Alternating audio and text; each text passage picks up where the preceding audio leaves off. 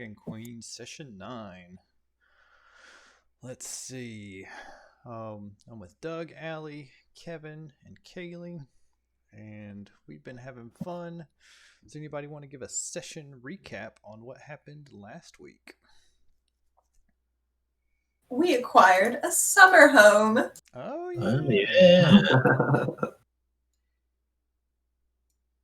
Some lady was supposed to pay up because we, killed the green dragon that was causing such a hubbub. And she's like, actually, I can't pay you because I'm destitute.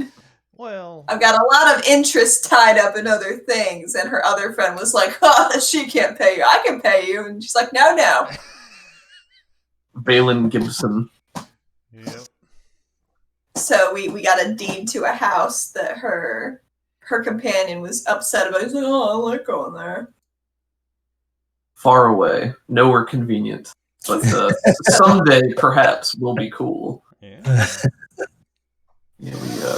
We started at the walls after the end of the battle, and then we headed back to the keep. We discovered we were told that the dragon body had disappeared, the green dragon's body. So we went to investigate and discovered that it was Vladimir. Is that his name? Nikolai. Nikolai, the wizard that we'd made a bargain with, had reanimated the dragon's corpse and walked it into the sewers and was performing his experimentation down there. We did get the dragon's head, which we took back as proof of our deeds, in which Yuri was very happy to flaunt about for everyone to see. Hey, do you see my dragon head? To the great dismay of many nobles. Yes, oh my. And possibly the rest of his party. Some nobles didn't. How do we know which ones were which? That's the fun. The ones that went, oh my god! Just picture the dragon there with the X's over its eyes and the tongue just pops out onto somebody's plate. So great. Yeah. So we had. Sandwich. Would you say horse? I said it's a tongue sandwich. Oh god, probably is a thing that some people eat. We had a feast telling us how great we are. We got a commendation that has a Revivify diamond in it. Pretty cool. The pseudo dragons came back and gave us some tidings. Kyla gave them some gold. I think the biggest piece of info they gave us was that Rezmir was headed west towards Elturel. Mm-hmm. And they thought the feast was for them. Yeah, that was a great little tidbit. And then we ended up in a bar. I forget what the bar is called. And the Dragon's Daggers, who's our sort of a competing adventuring party who followed the Green Dragon north on their intel, which said that's where it should have been, and then they were upset that we got the glory, and we're sort of inferring that, or implying that we were in cahoots with the enemy because we somehow knew where the dragon was going to be and came out of nowhere to save the day. Mm-hmm. And we did not like that, so. And it was a Rainforest Cafe themed bar. It was. For druids. Oh, that's right, yeah. The Running Stag. The Running There's Stag. Little toadstools and frogs out there. Is there like a snake that they bring in every other day for kids to pet, like at Rainforest Cafe? Because let me tell you, maybe you shouldn't do that around food. Seems worse idea in Fantasyland. It's just a druid who turns himself into a snake.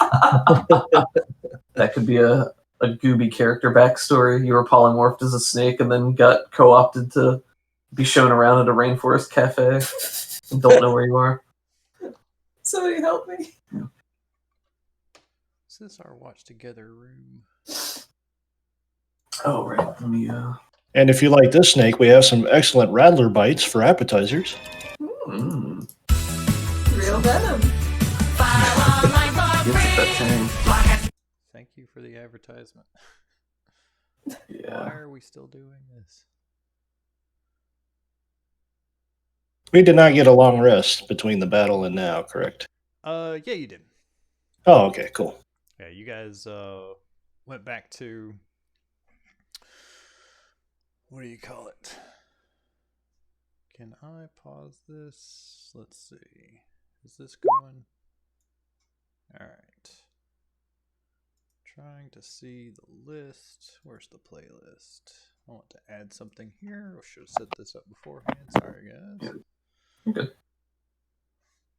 Did you figure out the playlist? Yeah. Cool. I think we're on the same one. Yeah, I think we all see the same stuff.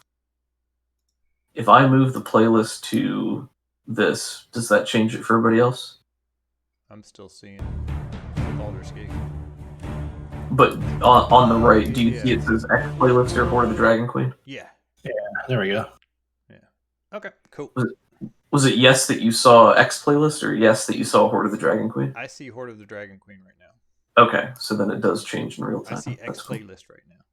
Cool, thank you. That's what I was... Okay. Let's see. Add this guy to here. Bam. Nice. Oh, I'm into it. I love the picture. And it looks like I forgot to start the recording, so There's like one dude being tossed in the air. Love it.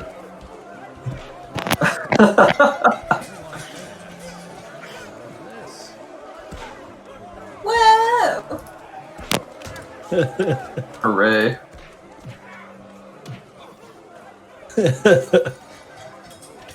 Punch! Just heard a random punch in the background, somebody getting hit in the face. So last week we left off on a cliffhanger. Somebody threw a drink in Cobus's face, I think, or Yuri's. It doesn't matter. But as soon as that happens, just the entire bar just erupts into a bar fight. There's a lot of excited energy, and it's more of a good-natured thing than a malicious thing for most of the people here. But the Dragon Daggers and you have definitely kind of squared off here.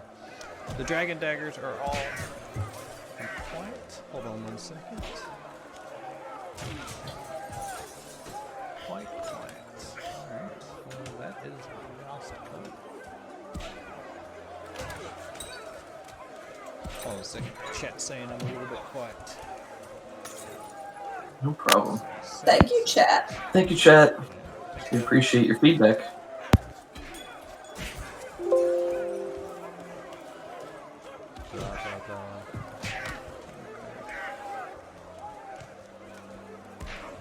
And while you're at it, check out RPG for you and me, guys.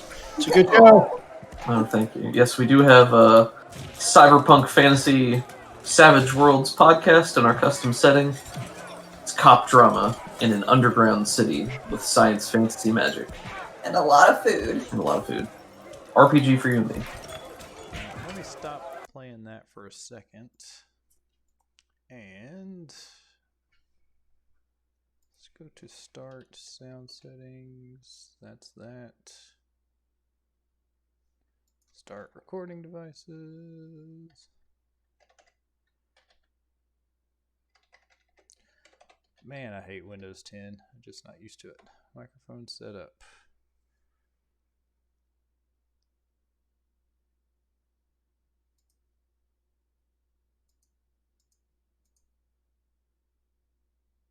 Why are you telling me to set up a text-to-speech thing? I want to change the volume of my microphone, you jerk. Please.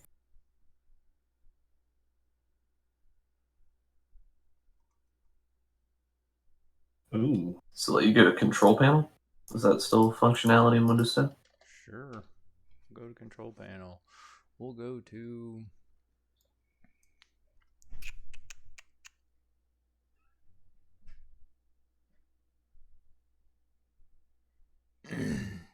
The hardware and sound.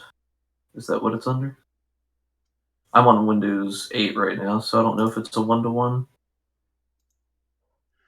hardware and sound, adjust system volume, change system sounds, manage audio devices. Let's try that. Yep. There we go. Manage audio. Recording.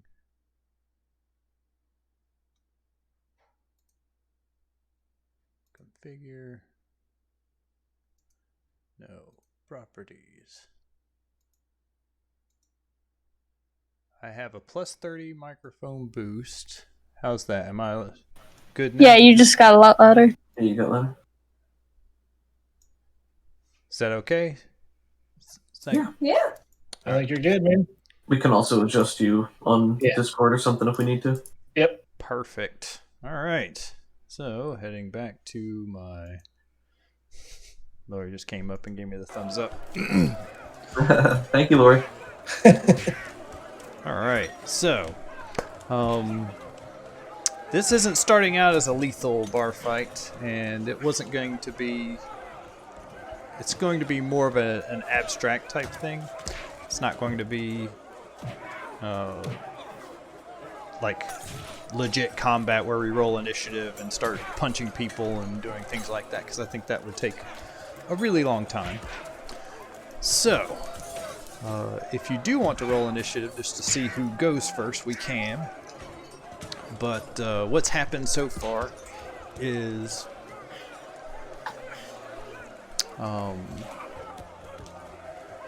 Kai just threw a drink in his face, Kobus's face. The entire bar just erupted into combat, and there we are. Let me go ahead and describe the bar one more time so you have a clearer picture in your head. Let's see. That's session 8 notes. That's not what I need. So, in the center of the common room, there's this huge bubbling spring. There are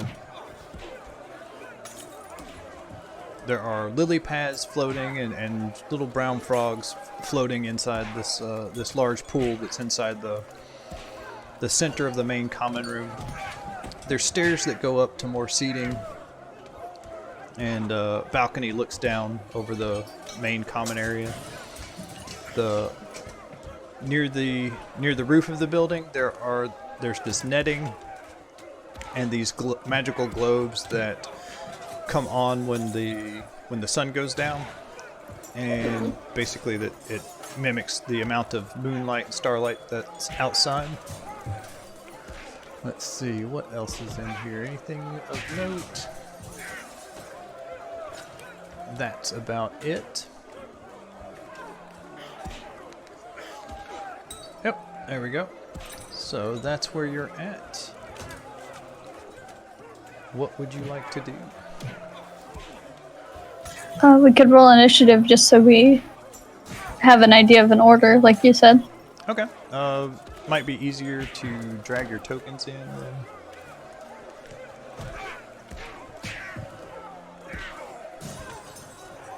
And if you click your token, you should be able to click that little initiative button.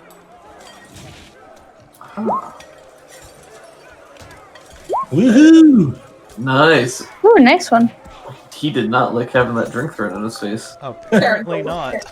Baby.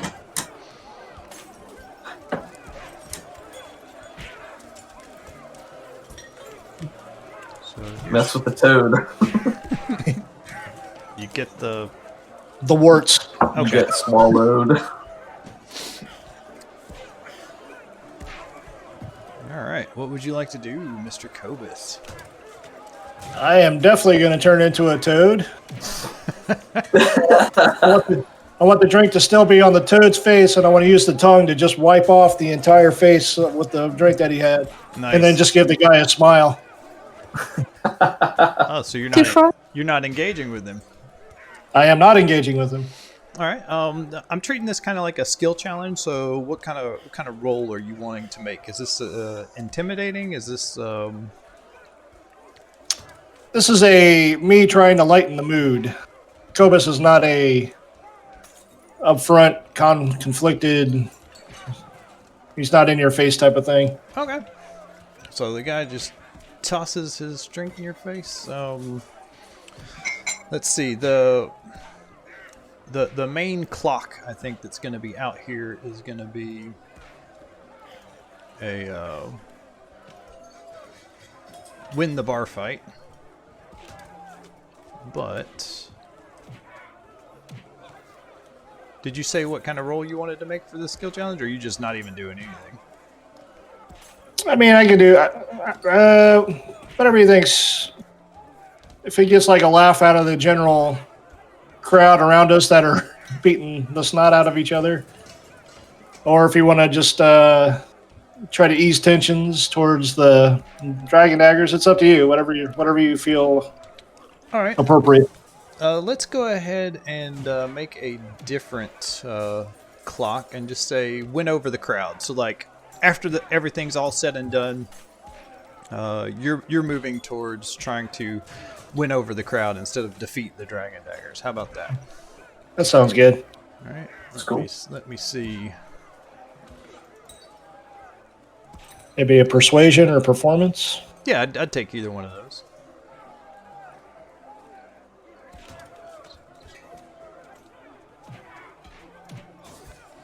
So I was going to say that failure will get you 1 tick on a clock that you're trying to get. A success would be 2.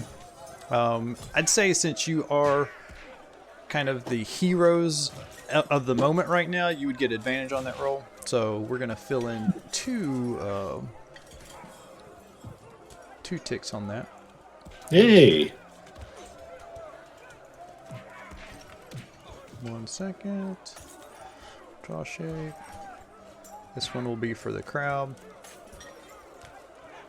And this will be just mainly... God dang it.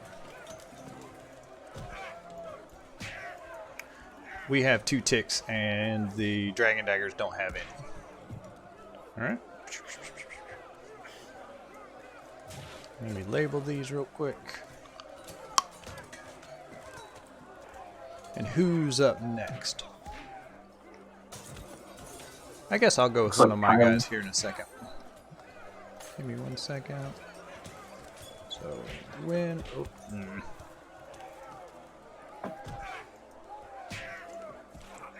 Win. Come on. Over the crowd. Defeat the dragon daggers. So we need to cut off their feet. Oh dear. That's the hidden success, you know. That's not. That It's the hidden achievement. is not a friendly, not wind over the crowd, win over the crowd. Dadgummit. Oh well. Let's move on. Alright, so. Wasn't good. Where are my dragon dagger boys? Boom. Here we go. Okay, so up on the second floor, you see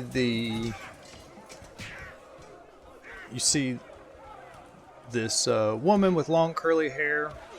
She pulls out her lute and starts playing, and this magical fog starts coming out of her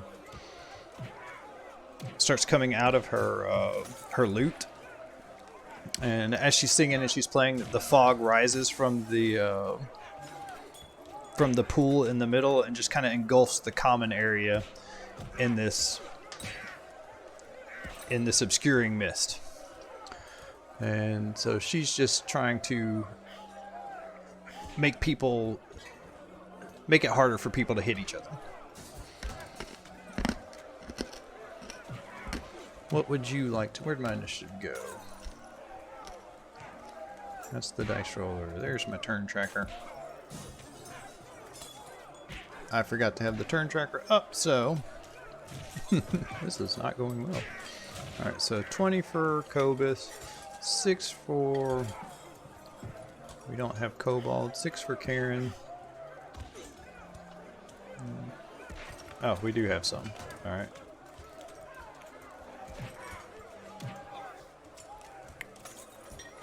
6, 28, 14. Does somebody want to roll for Ugg? Oh, yeah.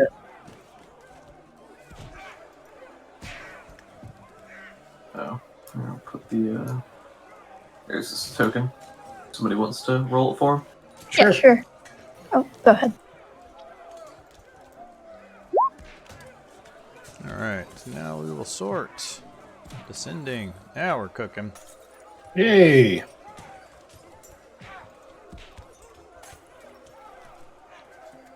Kylo, what would you like to do?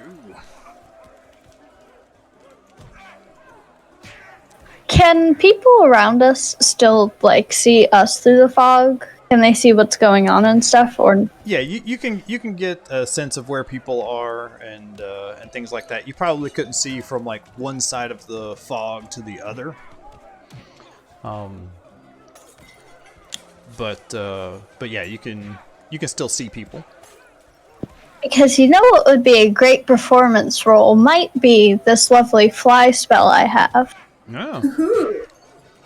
Yeah, the mist is kind of on the ground level floor, so you could definitely fly above everyone. Okay, that would be really awesome. Very intimidating. Yes, absolutely. Okay, I don't think there's any roll to get your fly spell off. You just spend a level 3 spell slot and up you go. And you said you wanted to... Are you trying to win over the crowd too? Either that or just be a little bit more intimidating towards the dragon daggers. What do you guys think? Whatever you feel. Yeah, basically, is there one of these clocks that you're trying to fill up, or is there a new clock that you want to start? I think winning over the crowd would probably be best. Okay. So yeah, go ahead and give me a performance. A 15 is a success, and a 20 is a super success. Okay. Oh, Ooh. There you go. So Wow. Very nice. yeah, and See? again, since you are heroes of the day right now, you just got done with a feast. You'll definitely have advantage for these rolls. So, where's my draw? I wish they wouldn't change that icon. Alright, you've almost completely won over the crowd. Sorry, one other thing. And I kind of imagine, like, levitation being the spell that doesn't really have anything else. You're just kind of floating. But flying, I kind of feel maybe like the golden spectral wings, like you said. Sure. Oh man, that's cool. Yeah, so Yeah. these golden spectral rings sprout out from your back, and you, Soft glow from the fog.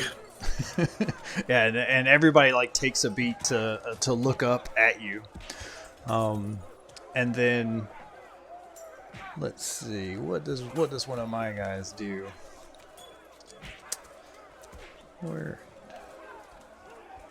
There's dragon daggers.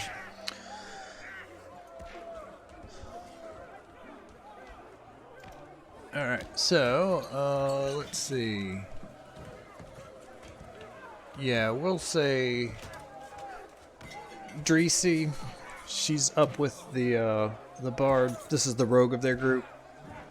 She does an acrobatics little flip off the railing and tries to tackle you. And let's go ahead and make a roll for her. That's not very nice. Yeah, but it's cool. It is. It's really cool. Yeah, if she fails, she's gonna fall into the drink. yes, please. But if she succeeds, then she's going to try to start filling in some of this impress the thing and defeat a little bit of you. Alright, so let's see. 3C, where's acrobatics?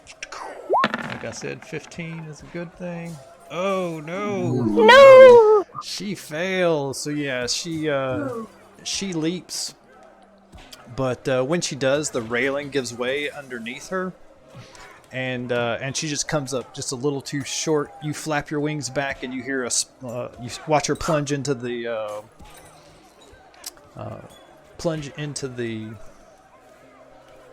pool below, the little toad pool, and you hear some cursing. But another Has claw. she perhaps considered getting good? That is some good advice right there. Karen thinks so. But something else is going on. 1, 2, 3, 4, 6, 7. Alright. Alright. Let's see. Okay, that was my guy. Ugg's turn. So, Ugg, I think, being the raging berserker that he is, would probably lean into throwing fists. Can I lobby for him postponing his action until after Yuri? Sure. Absolutely. What would Yuri like to Because, do? we have not, none of the players have done anything overtly antagonistic towards them yet. We've only been diffusing, Mm-hmm. whereas one of them has sort of made a move on us. Who was it that threw the drink? Was it Ian, their leader? Yeah. Ian, yeah. Okay. So Ian is at the front with Kobus and Yuri. I think for Yuri's turn, he would like to push himself out of his chair and stand up at his full height, and then sort of hunker down into a classic fighting position with the hand beckoning, I'm not throwing the first punch, but if you want to come on, you can. Nice. And he'll say, I hope you're better at throwing punches than drinks. Ooh, that's And, Nice. I will have him use his channel divinity to improve his athleticism, and he'll glow with this golden hue. nice. Okay. Retroactively, Kaylee, I'd like to award you inspiration for your cool dragon wing thing. I thought that was awesome. And Doug, I'd like to award Yuri with inspiration because that was a sick burn. Thank you.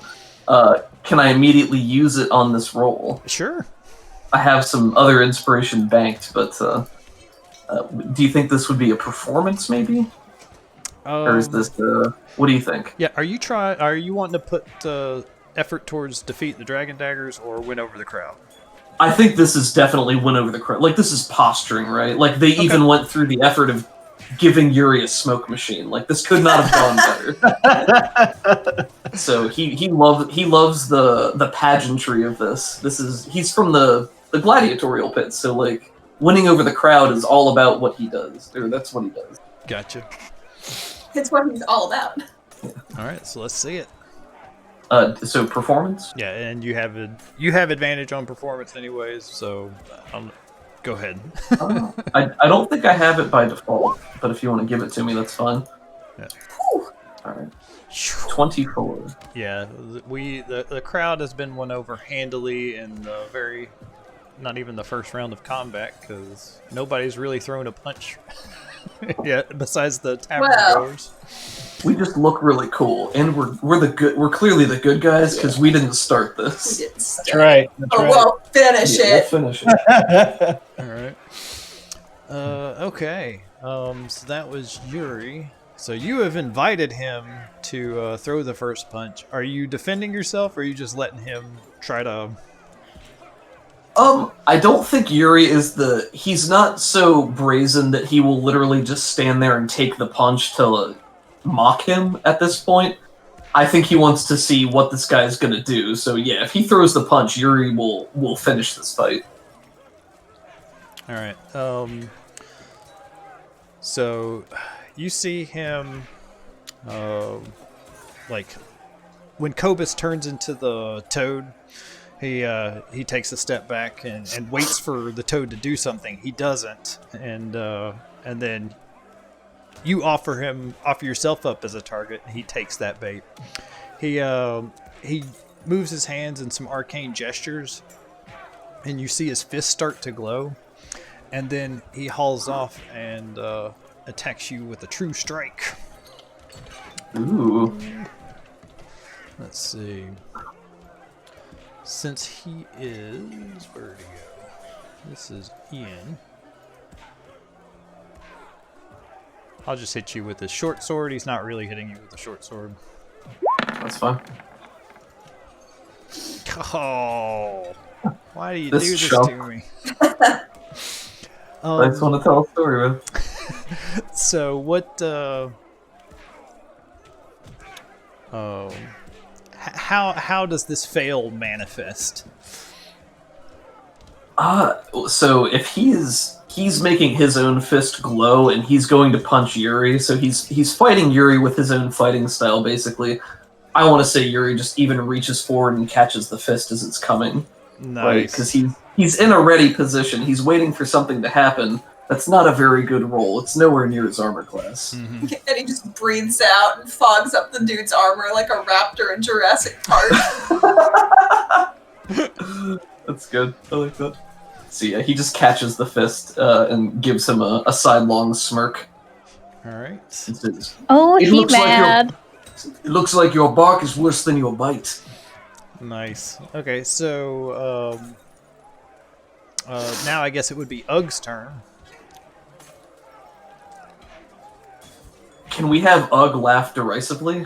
I know we've already won over the crowd, but it would make it would make sense.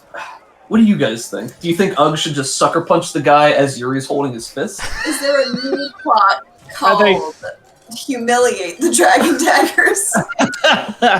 Yes. There Would is that go under defeat? Maybe. I don't know. I think Ugg would fully embrace this barroom fright if he's big into berserk rage. That's true. But I like the idea that he's also laughing and then just reveling in the entire atmosphere of it. I agree with that. I think he's probably laughing because he's like, these guys are chumps. Yeah. Ugg is from the pits just like Yuri is, so even if he's not proficient in performance, I think this is still commonplace for him. Maybe he's got both hands on his hips and he's just kind of leaning back as he cackles. Gotcha. So do you think does he follow through with a punch then? I don't know. They've started the fight now. Nothing's happened yet, but Yeah, they've definitely started the fight. It's up to you, man. Well, you could either go he just sits there and laughs at them, and that'll be humiliate the dragon daggers, or he can start throwing punches, and that would be go towards defeat the dragon daggers, and you can make a case for what you want to roll for any of that. what's the split down the middle of the dragon daggers? There's just there's 5 of them, so this clock has 15 segments in it. I see. Okay. Gotcha. I feel like Ugg's reaction, I postponed his violent reaction at first so we could posture, but now that they've actually tried to attack us, I feel like Ugg would probably start throwing fists. Throw that fist. Smack. Go for it. All right, so I think Ugg will probably rage. There you go. Oh yeah. Oh my goodness. I don't think he's gonna frenzied rage, but is it permissible that he's raging but he's having fun with it, or is that really only for life and death, blood frenzy circumstances? I think if he's frenzying and he's raging, he doesn't really get to control stuff. He doesn't get to pull punches. He's trying to actually kill them. He doesn't have to draw his axe or anything, but he is definitely trying to hurt them. Okay, then I don't think... Sorry, go ahead. And if you did rage, then pretty much he'd be focused on defeat the dragon daggers until the rage ended. Right. But maybe he still has a smile on his face while he's doing it. Yeah. I mean, he can still attack, but not rage then. Yeah. I don't... Within lore, Ugg would probably recognize that this is not a life and death situation, and he could always rage at a later time, right? Mm-hmm. Yeah. Absolutely. So maybe just sucker punches the guy while laughing at him. All right. That's plenty humiliating. Let's see it. Horace, do you want to roll it? Oh, sure. Do you just want fighting, or I'm sorry, I'm talking savage rolls now. Should we roll his attack with a great axe? Yeah, just roll the attack with a great axe, and we won't worry about damage or anything. You would get advantage since you're kind of flanking him now, since he's sucker punching him. But because of the fog, you don't get the you don't get advantage because the disadvantage cancels out the advantage. So Gotcha. we will fill in one segment of the clock. Oh, so Ian's attack was actually the nat 1?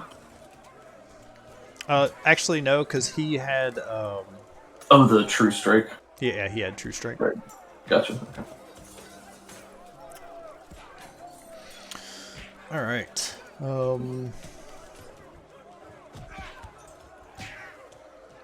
Okay, so that was Ugg. Now it's one of my guys who hasn't gone yet. Let's see what old. I think it's time for Kai to get involved. Yay, fellow sorcerer! They call him Bring Cobra Guy. Cobra Kai. No mercy, no surrender. Right. We'll say that he already cast Mage Armor because, you know, that's important. Let's see. No Firebolt, none of that. No Witch Bolt.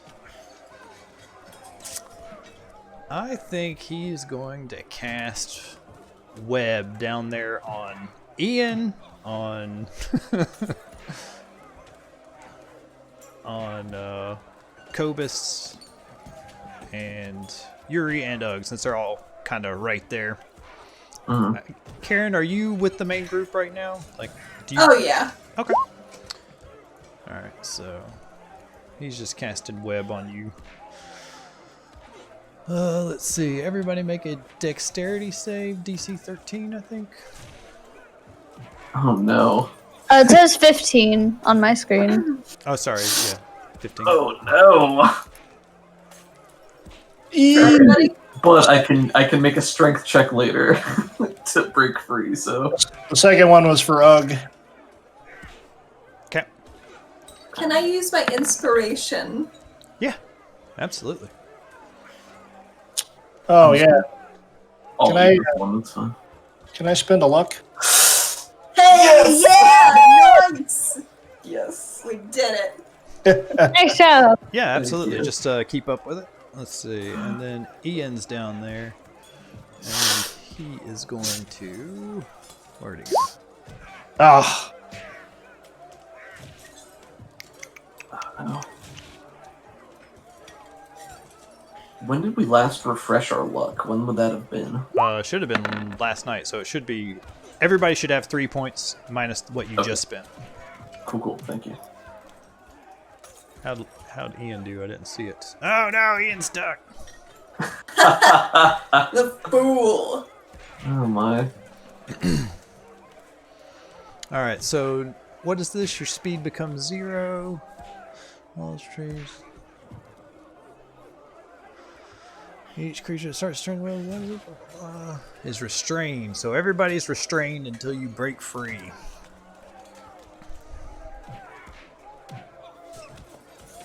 Alright, and we'll just roll an Arcana to kind of do something.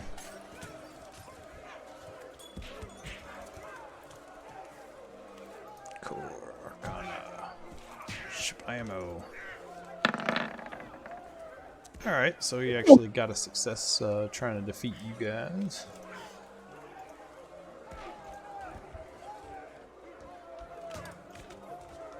Oh, come on. Ah, I hate you. This interface. When are we switching to virtual 20 table? Oh yeah, he gets 2.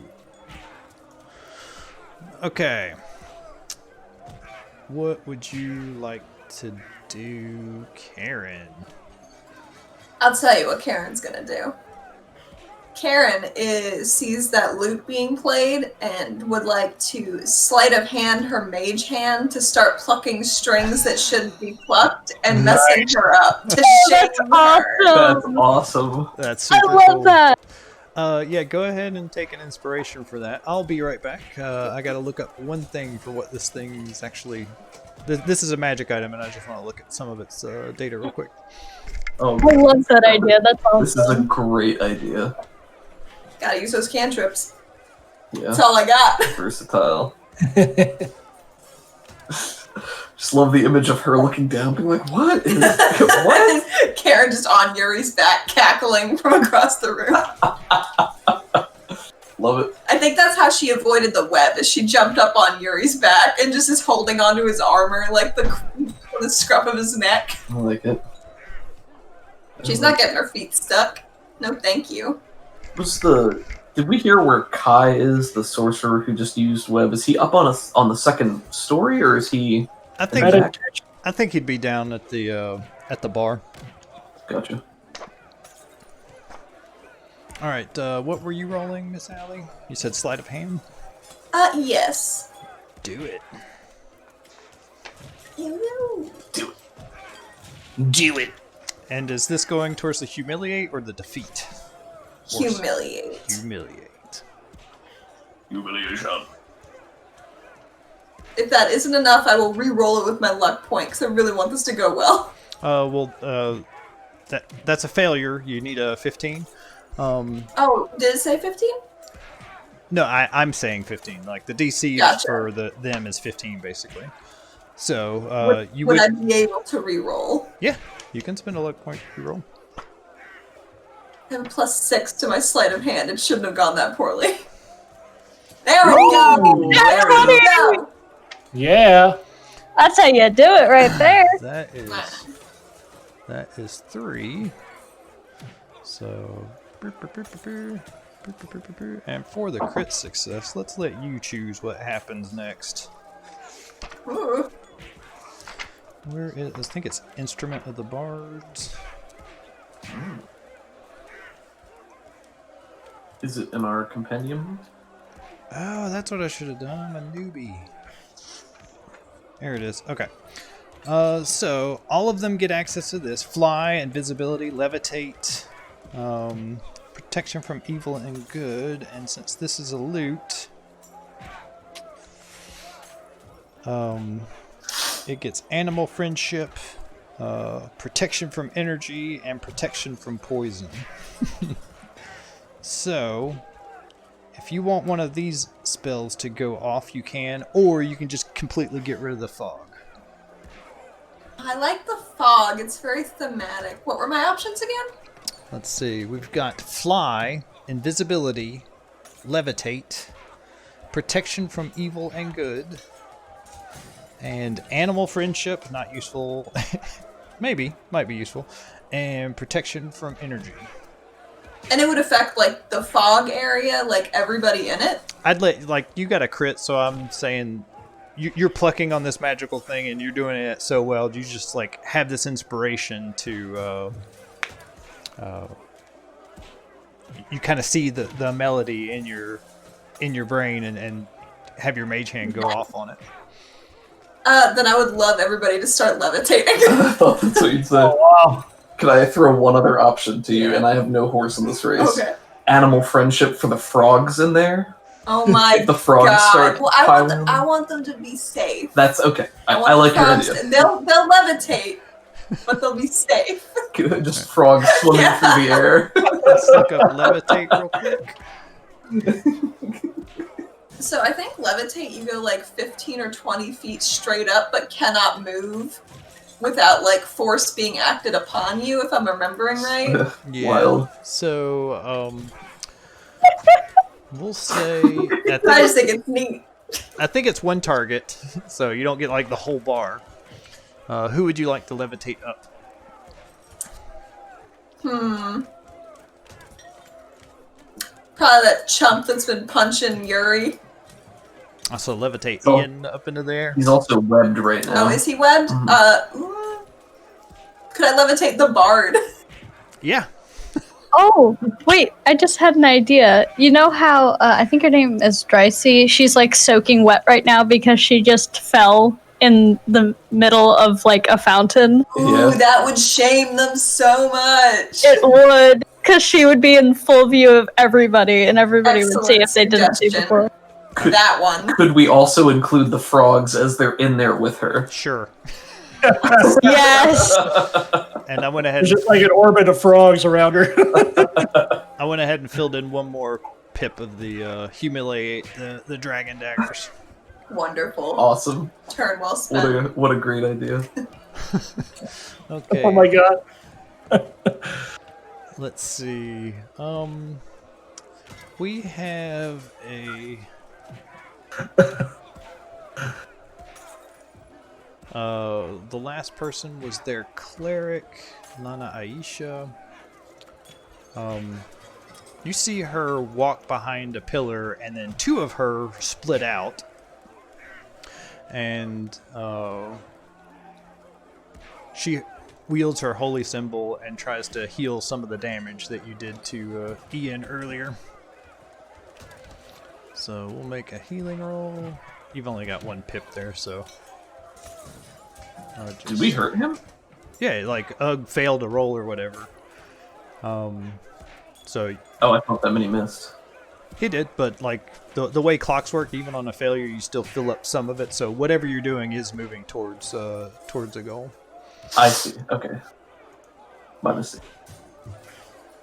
This is... I can label this. Maybe.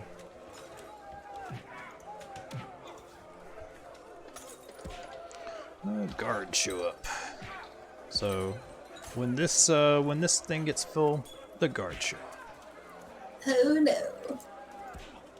Hey, we got the crowd on our side. I'm not worried about that. That's true. Karen's just always worried about guards. That's fair. And this... Miss Karen caused that. You don't know what this one's for, though. Alright. Cobus, I think that brings it back to you. So I would like to try to break free from the web, and I would like to leap up in a full... 1 second.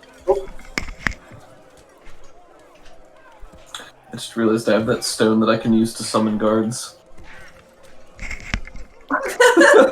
Sorry. Oh no. Sorry, I thought I had left the door open. It's all good.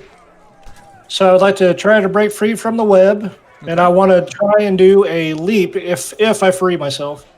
Okay. And I want to do like a wrestling style off of a corner turnbuckle and just do like a full belly flop on the levitating rogue and just splash back into the water and dunk her back into the water and have the water just go everywhere.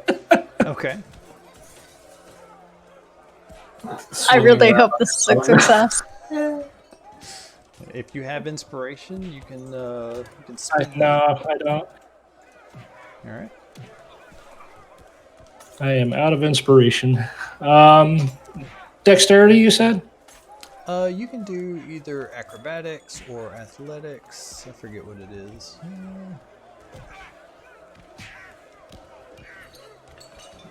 Dexterity saving throw for the web.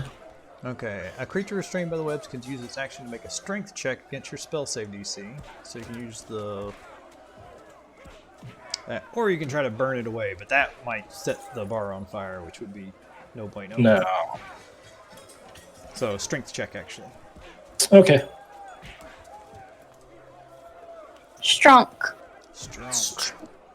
My DC is a 14. You just missed it. Sorry, ma'am. Wait, what is the strength of a giant toad? Would you have the stats okay. instead? You're right. Thank you. Oh. Good call, Kaylee. Yeah, thank you.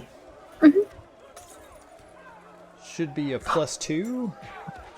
It's Yeah. You keep your first roll. That's fine. So you would have succeeded. Alrighty. Woo!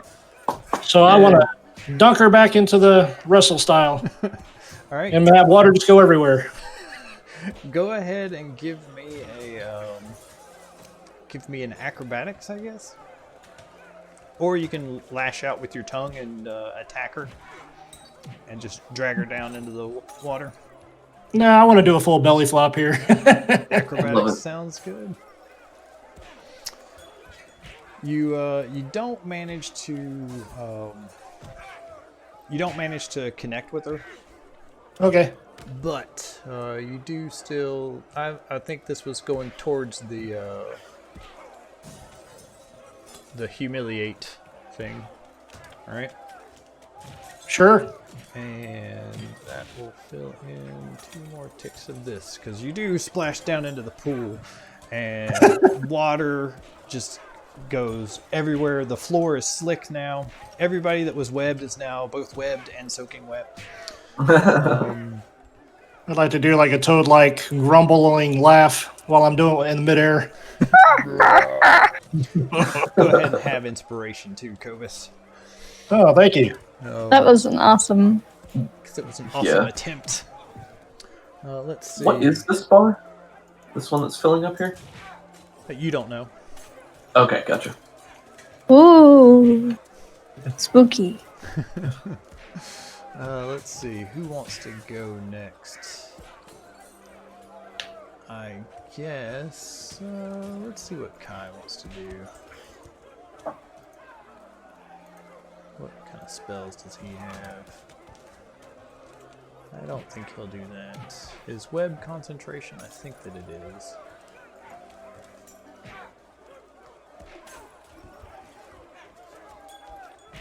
Daggers. Yeah, it's concentration, so that's there. I think he'll do something later. Somebody else will go. I think the bard will try to do something. You have levitated her up. Oh wait, no, you did the rogue. The rogue. That's right. I think she's gonna try to do a hold person. Let's see how many people we can get. Is it just one? Computer. Activate.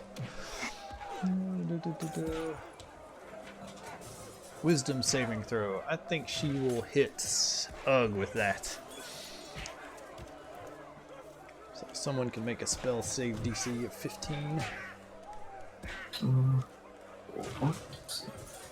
Wisdom, you say? No. Alright, he is paralyzed, and anything else? So he is webbed, wet, and paralyzed.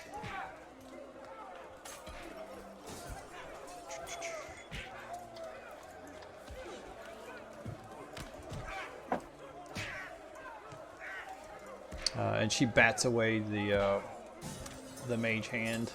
Let's see, what kind? I guess we'll make an Arcana check. That's Dreesy. Where did she go? There we go. Oh yeah. Just taking Ugg out of the fight. Not completely, but Ugh. they are trying to defeat you.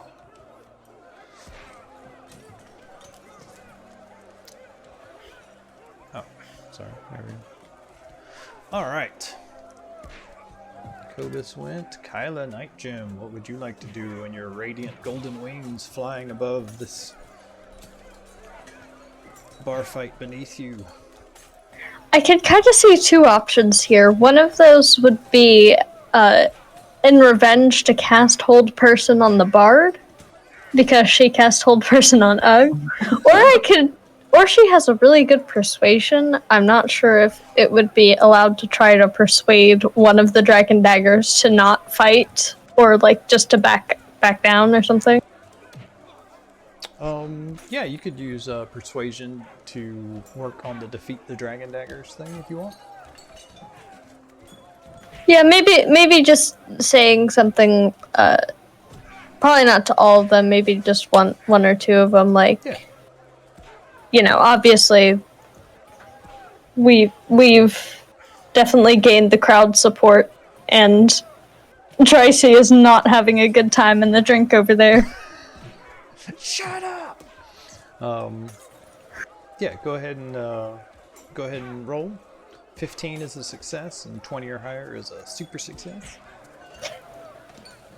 Alright, she would either fly... I think I'm gonna spend an inspiration on this just so I can have room for more later.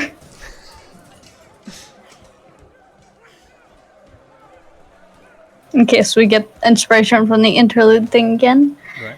And okay, here we go. Ah, that's sad. That is a failure, so you get 1 tick on the defeated. Could I luck that? Yeah.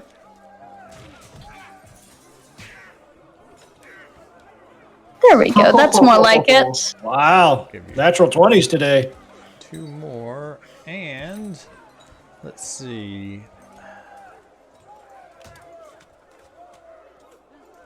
I think Kai probably sees the writing on the wall,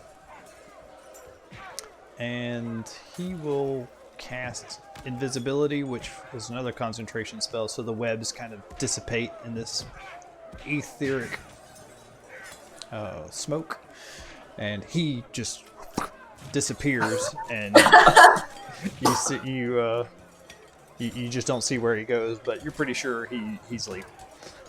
What a chump. Kylo will wave at the space where he just was. Like a bye. You're paralyzed. I think you get to make another saving throw. Wisdom. Sure. Oh, Wow. let's see. Ugh is very wisdomous.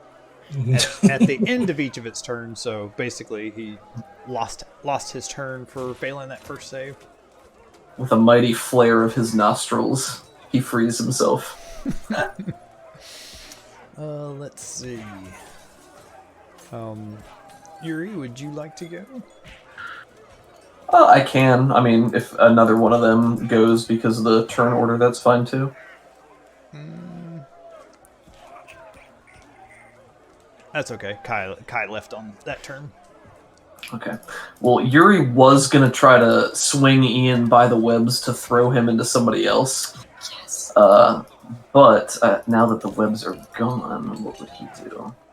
So what did Lana Aisha?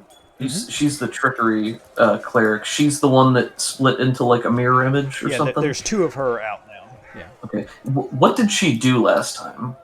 She cast Hold Person. Oh wait, no, she didn't. She Or was that the bard? she healed some of the damage. Okay, That gotcha. Ugg had done. Gotcha. All right. I think Yuri would like to try to grab Ian and throw him into one of the other dragon daggers. The rogue is up in the air, so I think he's probably going to try to toss him into the bard who is, playing the instrument and making stuff happen. Okay. Casting Hold Person. Wait, so the bard casts Hold Person? Mm-hmm. So that means that the fog is now gone, or was that an effect from the instrument that's not concentration? Oh. What is obscuring mist? Or fog cloud, is that it?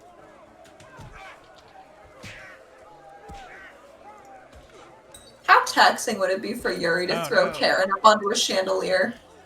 It is a concentration taxing? spell. Sorry about that. Do you want the fog or do you not want the fog, sir? I think the fog's cool, so I don't mind it. Yeah, we can say that it's from the instrument then. It's fine. Allie, what did you ask? Oh, I was asking how taxing would it be to throw Karen up onto a chandelier? He would barely notice you were even on him at Yeah. this point. He's also augmented with his athleticism, which doubles his carrying capacity. My goodness. So yeah, it would take no effort at all. Is that something you could do on this turn, or would it be Yeah. on my turn? No, Would that be a duo action? that could be part of your turn, Allie. Cool. Yeah, I'm happy to be a springboard for you to get up on a chandelier. I love a chandelier, except in Phantom of the Opera. Yeah, I think Yuri wants to grab Ian sort of by the scruff of his neck and do a turning discus throw to just throw him bodily across the room. Nice. Like, he's been tangled in the web, he's just out of the web, so I imagine he's still kind of off base, and Yeah. he just wants to do a whoop, here you go. Now that you're free. Yeah, the goal is still humiliation. He's not trying to harm them in a significant way. Okay. I just imagine them collapsing into a pile. So what would you like for that? Your attack or grapple or something like that is fine. Okay. Well, I do get advantage on my grapples while I'm augmented. So here's his normal attack. Woo-hoo. 21. My goodness. That is These rolls, guys. Yeah, no kidding. the dragon daggers are humiliated. And Yes! where are you throwing him? What'd this look like? I'm trying to grab him by the scruff of his neck, do a turning throw where I, take a step to gain momentum, and then toss him like a sack of potatoes over at Anira, the bard who's casting Hold Person and Fog and everything. Because I think she's the only one aside from Lana Aisha that Yuri can see within his frontal view. Cool.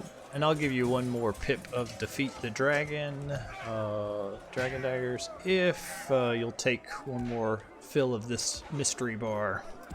I think that's fine. Alright. And what's Yuri's line for this? I don't know if he can still use Sticky Situation because the webs are gone. Maybe he doesn't realize it.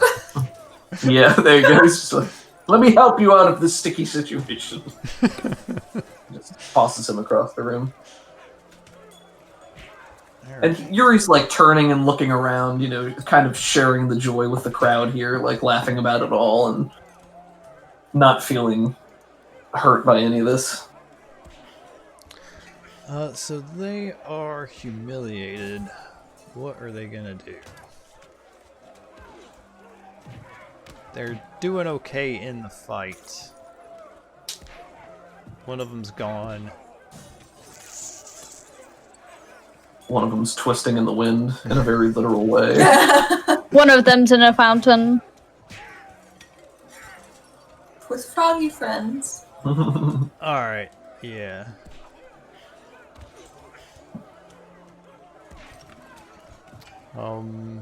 We'll say... She's strong? I don't think she's strong. No, she's not strong at all. Not strong. Does she have any cool spells?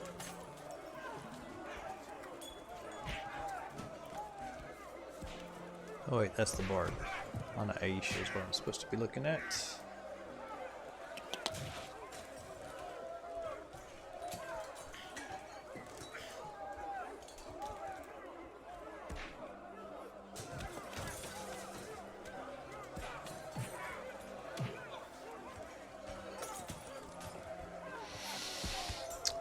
I think she will cast Dispel Magic on the levitate, so the bard's back down on the ground. Dang. Let's see what this does. Back in the drink. Spoosh. Right in front of the toad. Let me down, let me down, let me down. Wait, no, not here! No! Any spell of 3rd level or lower on the target ends. So that's that dispels that just fine. Let's go ahead and give a roll for this. Let's see. Get a rain of frogs at the same time. Getting biblical in here. I guess this would be Arcana. And, undo some of the stuff that you did. Yeah, Oh no. Oh, not very Ouch. good. Cool. It's enough to get 1 mark away. Alright. Let's see. And now it's Karen's turn. So if Yuri's willing to lob her up onto the nearest chandelier so she can swing from the ceiling, she's just gonna turn this into a minor illusion, prestidigitation, thaumaturgy rage. Not rage, rave. Rave. Yeah, she's gonna make like music and lights. It's gonna be great. Oh yeah. Oh yeah. Demoralize them because we filled up humiliate. Alright, so Would that go towards defeating them? I don't know. sure. Yeah, the arcane you could roll Arcana. But if you fail, then we're gonna fill in another one of these ticks of the mystery clock. Well, I'd surely love to use inspiration. Did we lose a piece on this track? I thought we were at 4. You did. That's what the dispel magic did. Oh, I see. Okay, Yeah, she's trying to undo some of the stuff that you're doing. gotcha. Mm-mm. But you No. used your inspiration. But I use my inspiration. Oh, yeah. Then you get two Yes. fills of the clock. All right. So basically, she's just making light and sound and music that's way better than that loot, and swinging around, making sure everybody knows it's coming from her group, not these fools. And has anybody else failed to go? I don't think Ian's gone yet. And is he up on the second? He's up on the rafters now, next to the bard. Were you through? The bard I thought was on the same ground level. No, he was Because the actually road. he was actually up on the second floor. Oh, okay. Then wherever the bard was, I guess he threw it at the bard. I didn't realize that, So, but yeah. You tossed him up to the second level. And, Gotcha. And smacked That's into even the better. bard. It smashed through the railing. And he picks himself up and just leaps back off and tries to bull rush you. Nice. He already has respect for that. And since he's this Eldritch Knight thing, he can do that true strike thing, so he's not attacking at disadvantage. Nice. Come on, let's hit him. Will That'll hit. 19 hit your armor class? Nice. 19 is my AC, so that'll do it. Yes. Okay, so success. He leaps off the top rope and barrels into you, and you stumble backwards and also go into the pond, landing on the robe. Like she was starting to climb up out of the drink, and and so this is the third my time God. she's gone back into it. This poor woman. That's great. Yeah. Right back to looking at the toad. Oh, This is all in the span of like 15 to 20 seconds so far. These fools. Oh wait, wrong color. 1, 2. So we just got 2. Almost got 3. And because we're disturbing the pond one last time, a booming voice raises above all the others. That's enough. And you see this this half-orc female.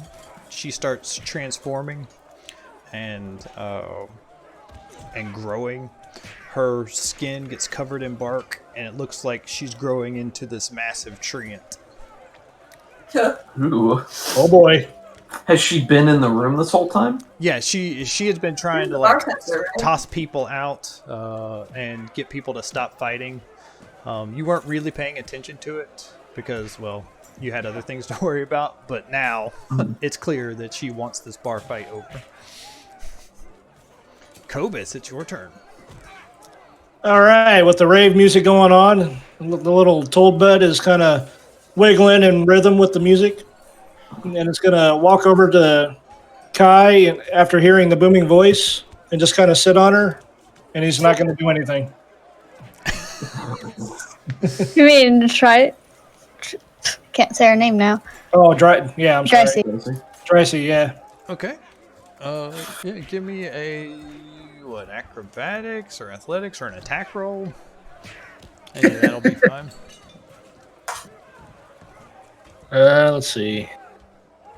You're not trying to drown her, right? You're just trying to. No, I'm just subduing her and listening to the music and holding off any more fighting per the treant's request demands.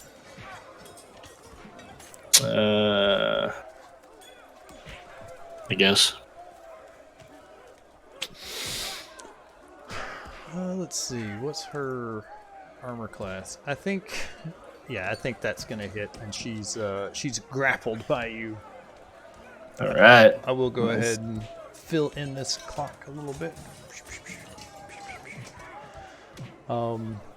And for her action, she just tries to struggle against you, but it does little. Kyla, what would you like to do? Alright. As much as I would love to stop the fighting, I think that Kyla's pseudo-dragons would not. And speaking of which, I think she will probably tell them to go after the 2 clerics now. The ones that were once one. And just try to fluster her and confuse her so the illusion drops and we know which one's really her. Okay.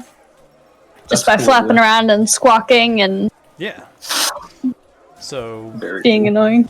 Storm goes off by herself and attacks one of them, and then the other 2, Shadow and Scorch, go after the other cleric. And the one that the 2 pseudo dragons go after disappears as soon as they hit it. If you want to make like an attack roll to defeat the dragon daggers, then you can. Yeah. What do you want me to add to this roll? Just do you have like a melee weapon or anything? Something that uses your dexterity bonus, probably? I have a dagger, Yeah. which is +5 to hit. Yeah, so. go ahead and do that. Oh, just barely not enough. So, still got one more pit. Let's see, 1, 2, 3, 1, 2, 3. All right. Yeah, I feel like this is. Does anybody have anything else cool they want to do? I feel like the fight's starting to wind down a bit. Karen was just gonna try and charm the nearest person to have them cool off, All right. and do like a loudspeaker, like, "All right, everybody, we had some fun, but now it's time. Let's just be cool." So each one of these guys is a high elf, a half elf. So they do get advantage versus charm. Elves do in general. Dang. So we'll go ahead and make a roll for that real quick. Let's see. We'll say it was the bard, since you've been tangling with her a bunch. It's a wisdom save? Yeah. Probably. Let me check real quick just to make sure, but. Yeah, that'll do it. Alright. Does anybody else have anything cool that they want to happen? No, not really. I'm good. I think once an authority figure makes themselves known, Yuri is probably poised and getting ready to sock this guy right back in the face. And as soon as the tree person starts to grow, maybe he stops and then considers it and does one last punch and then quits. Just to make it even. There you go. But that's all. So we don't need to roll anything if that doesn't matter to me. That's just the classic, last punch thrown. All right. I think it's even now. Like you guys traded licks back and forth. So you're trying to get one up on him. So yeah. No, he just wanted to make it even. Yeah. So yeah. You move to go ahead and attack him one more time, and the treant grabs both Ian and Yuri in these just huge gnarled branch hands, and just picks both of you up. Ian struggles for just a second, but then relents, and then once the two of you are kind of grappled and the fight starts settling back down, the fog dissipates. All the little floating toads that were up near you, Allie, drop to the ground or drop into back into the pond. Goodbye. There's like this green sludge that's on the that's come up out of the pond and covered the floor. Stuff's very slippery and slick. from the water, but the fight winds down. Because you guys have won over the crowd and humiliated the dragon daggers, when the guards show up, the stories that they're getting were all, yeah, the dragon daggers did it. They came in here and started stuff, and the Defiant Dawn were just minding their own business and having a good time. And they continued to. They continued. When the guards show up, because Yuri is in the Lord's Alliance and he has abilities that relate to summoning guards and flaunting his authority, I don't think he's going to go out of his way to embellish the tale at all. He's going to let the crowd speak for them and just kind of be like, yes, that's what happened. Yep. All right. Great job, you gentlemen, you ladies and gentlemen. And with that, the guards escort the dragon daggers out of the bar. So I guess we can stop that sound effect. They are not going to be pleased with us later, you guys. Well, maybe they should have started a fight. I'm sure they're going to learn from their mistakes and realize that they were in the wrong. Yeah. Community service, building the statues of us. Oh, what a dig. What a dig. And a fountain. Yeah. Yeah. So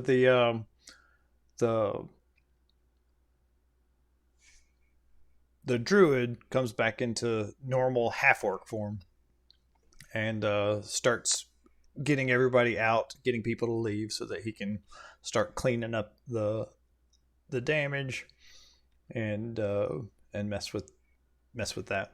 The dragon daggers get escorted to jail. And is there anything else you wanted to do tonight? Was Kai with the dragon daggers when they were escorted to jail, or did he just kind of abandon them? He just abandoned them.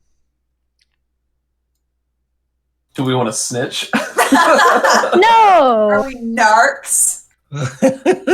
They can put two and two together, yeah. Yeah, I mean, the dragon daggers are kind of like the adventuring crew of Berdusk. They are renowned.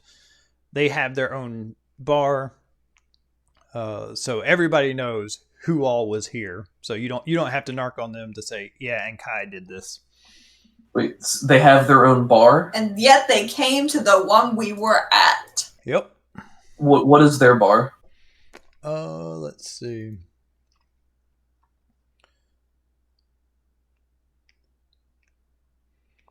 The Curious Kelpie. It's an ale house run by the Dragon Daggers. Usually they run it and open it when after going out on an adventure, coming back, and then merchants from all around like come and see what they brought back. That's neat. So is it not open right now then? Probably not, since they were here. But this being a big, huge celebration, I could be convinced to say yes, it is open.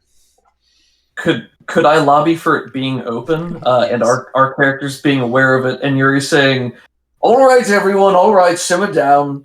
This place needs to be picked up. Let's go to the after party over at the Curious Kelpie and help them pay some of their bail." Karen looks up from prestidigitating the floor to clean it up, and she's like, yeah, I'd rather do that.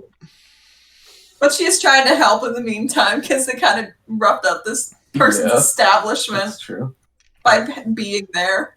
Well, she definitely made out like a bandit tonight, what with you guys picking her bar. There is some damage to repair and some things to clean up, but she's definitely coming out ahead.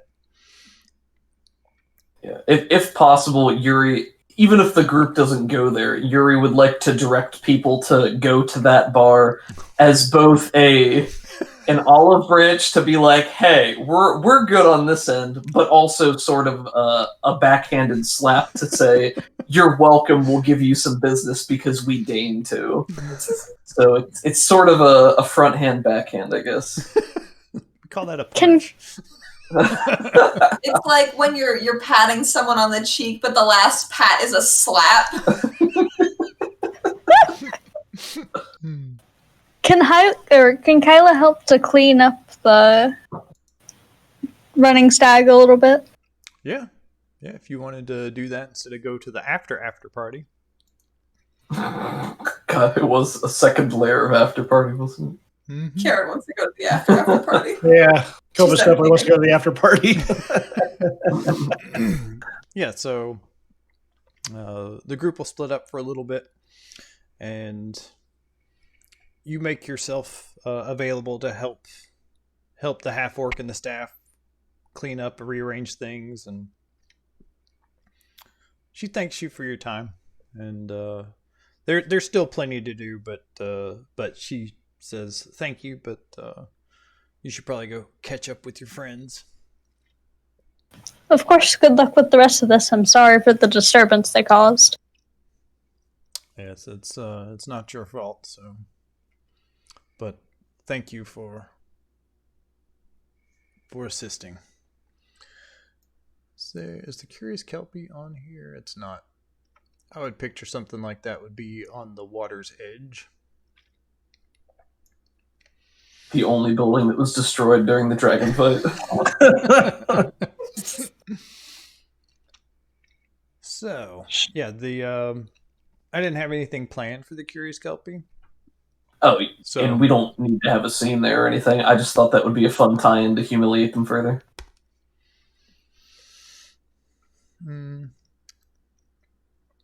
Maybe Nikolai could come up to you all while you're partying in the after party, and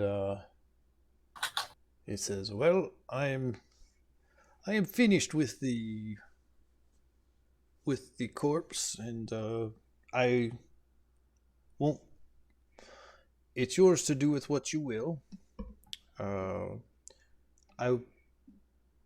If you're interested, I would not mind purchasing it from you." Kyla has a very skeptical look on her face. But Okay. I have money.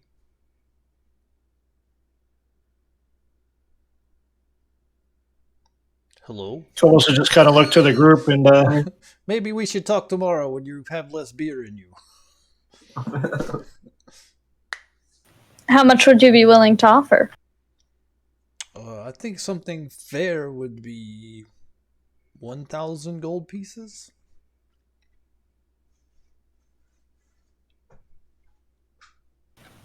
Out of character, what does everybody else think? Out of character, he probably wants to put it with the others wherever they are. We don't know what his goals or aims for that are. Money's always nice.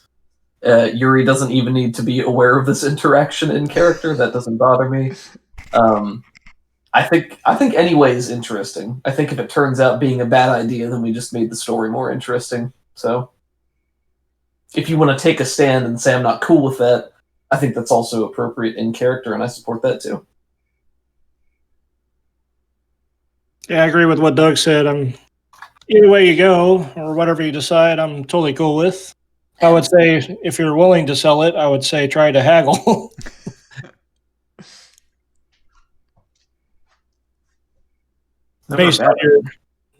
Based on your principles, it would be hard for you to let go. So he needs to be Yeah.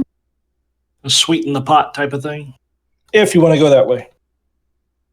I would say Kyla would probably want to keep the dragon to put it to rest. Aside from that, I just wanted to ask other people and see what they wanted to do, because that's what she would do. Karen has no dragon in this race either. Neither does Cobus. I think that's cool, and it fits with what we've talked about prior. Well, everybody has a fifth of a dragon in this race. I'm selling my stock in dragons.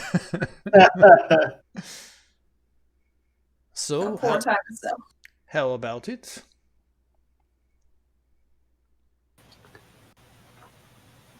I believe we'll hold on to the dragon for now. But Very good, and I assume you do not wish it to be mobile, we'll say. He looks around at, like, there's always hangers on. At any party situation with you guys, there are just like tons of people just listening to everything you're saying and things like that. that's fair enough. I'm not sure if it could be safely assumed that Nikolai speaks Draconic, but she might say in Draconic, so other people wouldn't know. Yes, we would not like it to be animated. And he nods and he switches over to Draconic. This is very good. And with a wave of his hand, he's dismissed the magic, and he says that the body can be found where we met.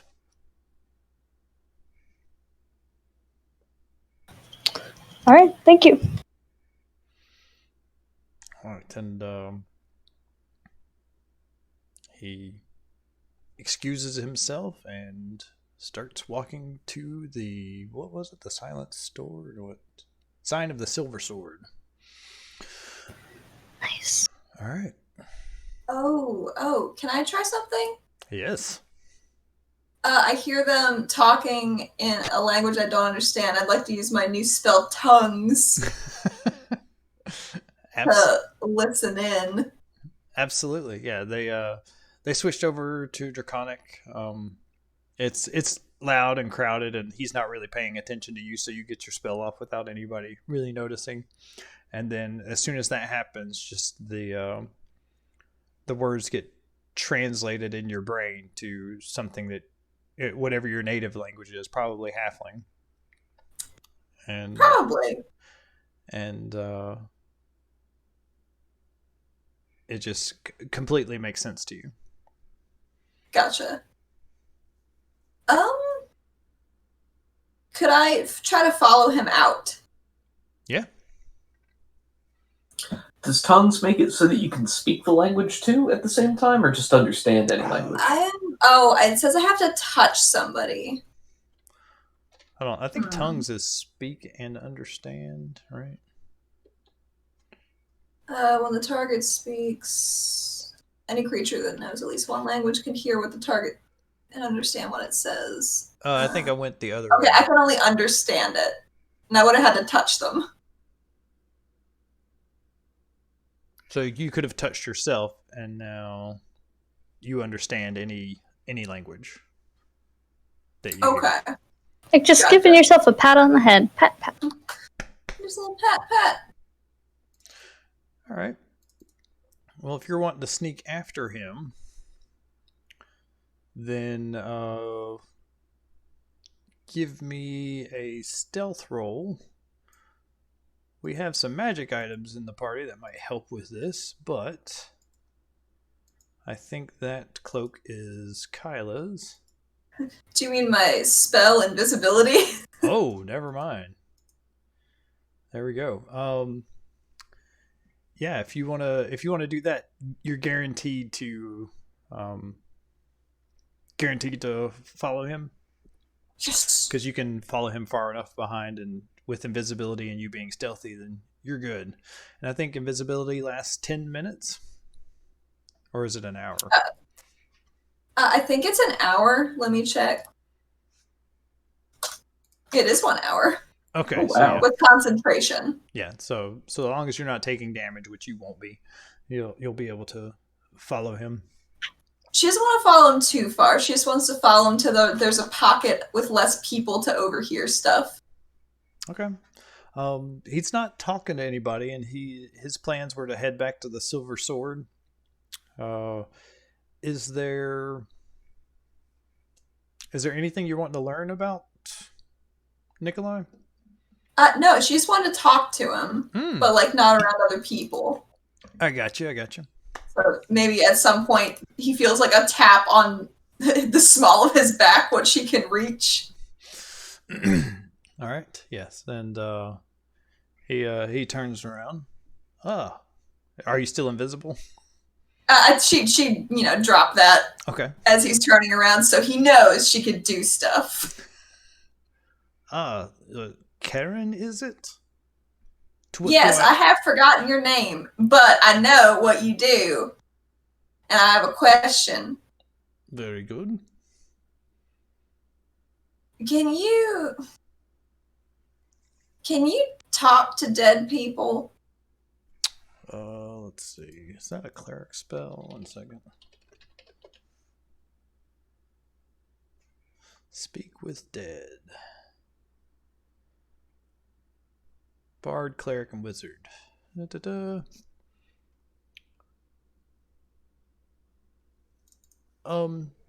Yes, I can converse with corpses. Sometimes they have interesting things to say. Oh, not like fresh folks, like people in a the hereafter sorta. Perhaps. What is it you are asking, little one?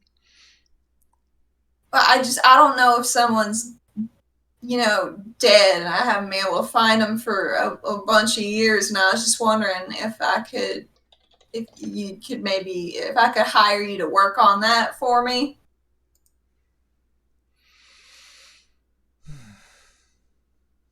1 second.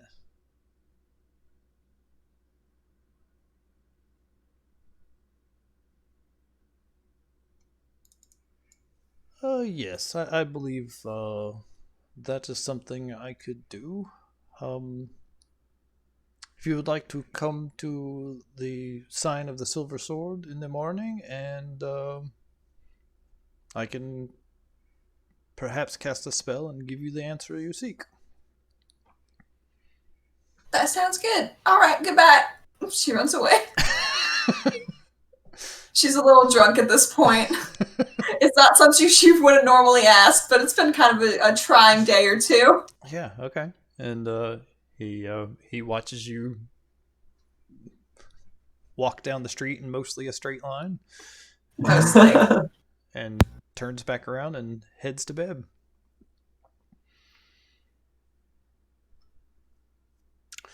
All right, so eventually people start going to bed.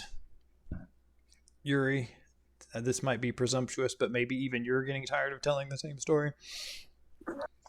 At some point, he at least realizes enough is enough. And things start winding down.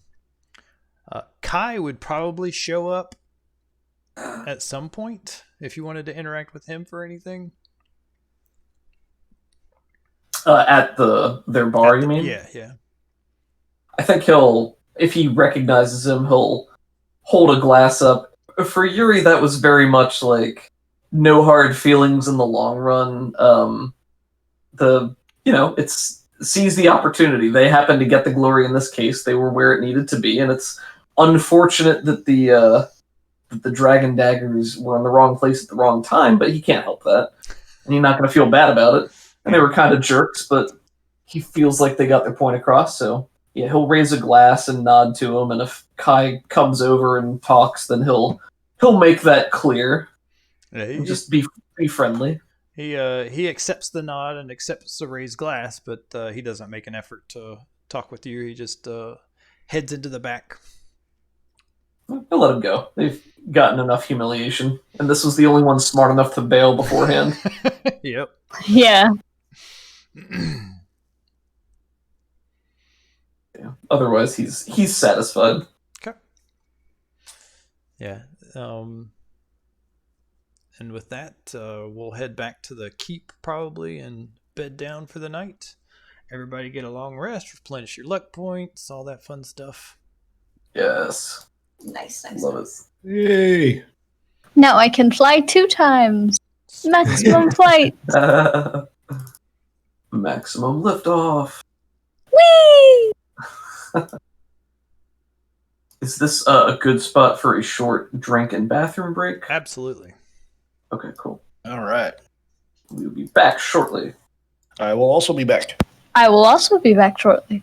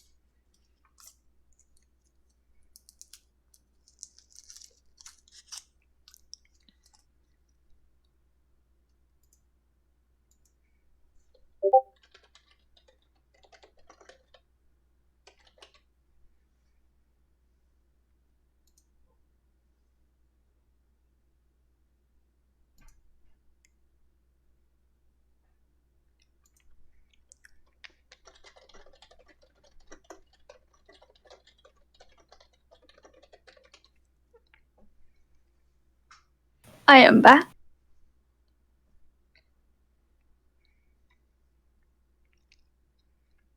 Excellent.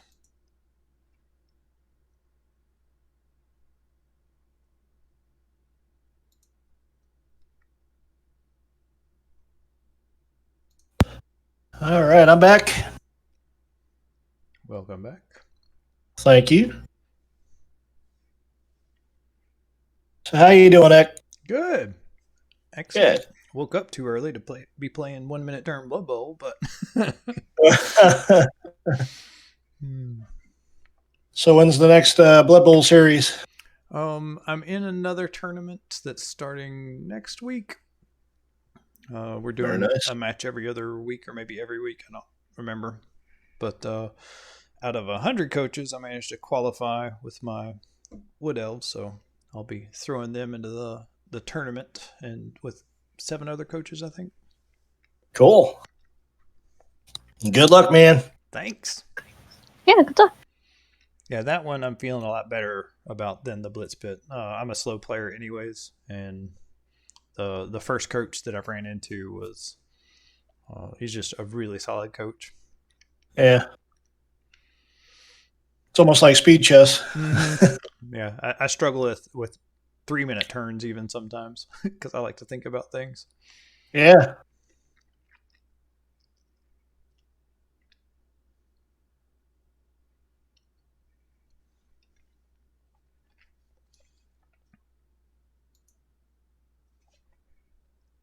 Show. I don't know if you can read that.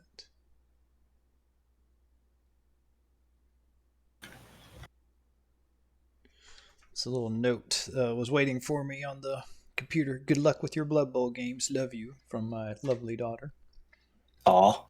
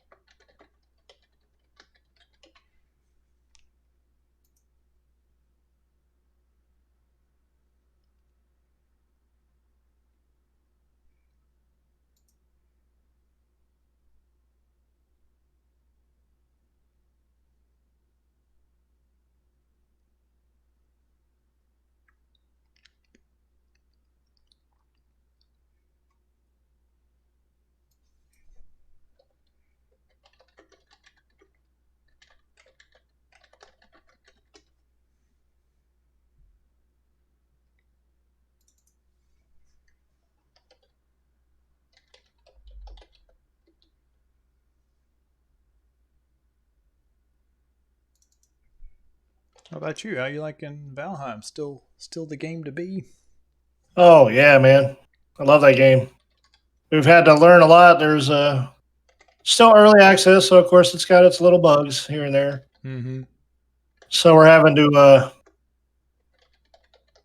kind of adapt to that. And there was a thing where it drops the frame rates a lot if you do a lot of modifying to the ground. So we're having to kind of relocate our main base,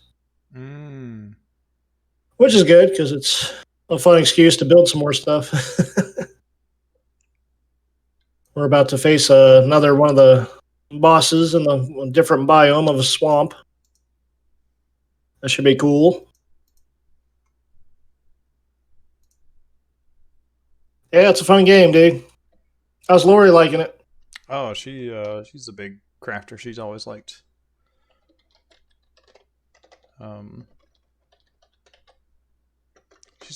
things like Minecraft and Terraria and things like that. So far she's having fun. And it's also by the same not studio but publisher that published, what's the name of that dwarf game? Deep Rock Galactic. Oh, I didn't know that. Cool.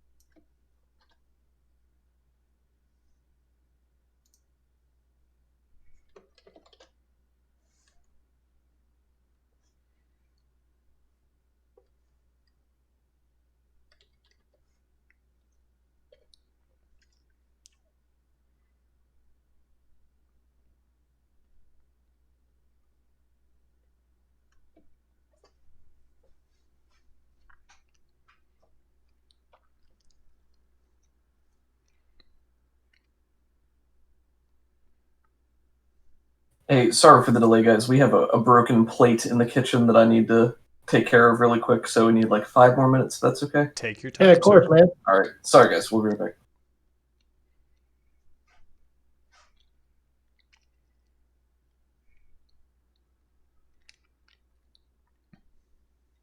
Have you started playing it yet, kiddo? Oh, Valheim? Mm-hmm. Yeah, played it. I just defeated the first boss this morning. Ooh, nice. I think it's cool that you can take your character from world to world, so that's a nice Yeah. change. So Yes. I could come in and play with you guys, and then I could go play with Lori. And the nice thing is that if you wanted to go the route of unlocking stuff, you can go to help each other out. You can just toss some stuff into your inventory, and it'll start unlocking like all the craftable stuff. That's cool.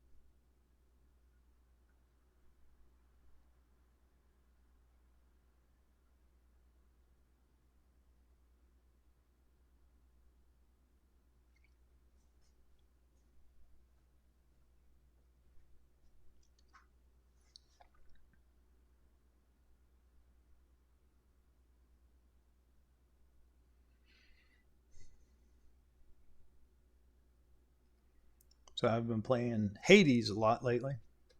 Yeah. What you think of that? It's fun. It's a action-oriented kind of Diablo-esque game, roguelike, Okay. where you just keep. You're the son of Hades, and Zagreus, I think his name is, and you're trying to escape hell to go, because you're just tired of dealing with your dad's crap. very, very angsty teenagery stuff. And the story is just the dialogue and stuff is just really cool. And just there's lots of neat little story elements, and there's so many like neat little things that happen. Like one of the things that springs to mind is the third level of boss is this gladiator and his minotaur buddy. Ooh. And around all of the arena, there's like banners of the gladiator and banners of the minotaur. But after you've beaten them a few times, there's like one of the shades in the crowd, one of the crowd goers has turned red, and there's a little bitty tiny banner of you hanging over the side where he's sitting in. Oh boy. Just little things about the world change as you go through over and over and try to beat stuff.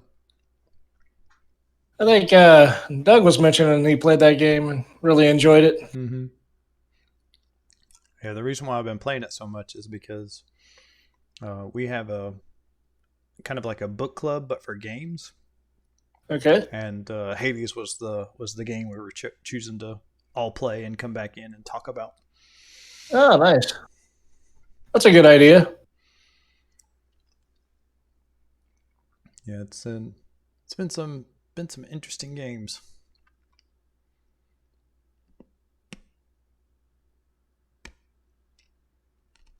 Is this the first game with the group that you've done, or have you done others in the past? I've done a couple of others. I haven't.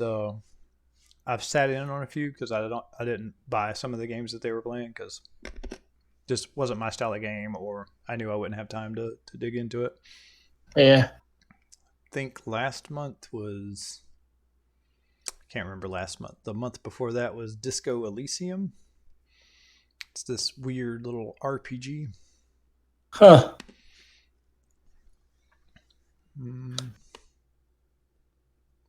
Yeah, I think last month was like a small little mobile game, Puzzle Monuments, maybe. That is a neat idea. I like that idea of just having a little group to talk about the games that you play together. Yeah, it's cool because it gives you an excuse to play it, and it gives you an excuse just to talk about it because that's just fun. Yeah.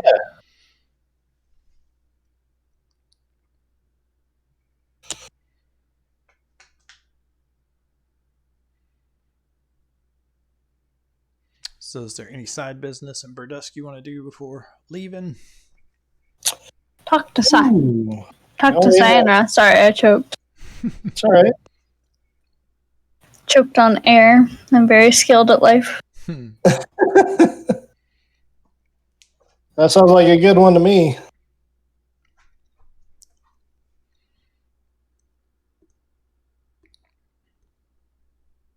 Kaylee, do you think we should talk to the lady that runs the place? Lady Sileria? Yeah. Yeah, I think she was going to check in with you in the morning, make sure you guys were doing okay. And then I guess after we accomplish that, we go off to the races to try to catch up with the other group. Mm-hmm. Mm-hmm. Yep. So we'll be leaving here, heading to Elturel. Excuse me. And that was southeast, I think? Northwest. Northwest.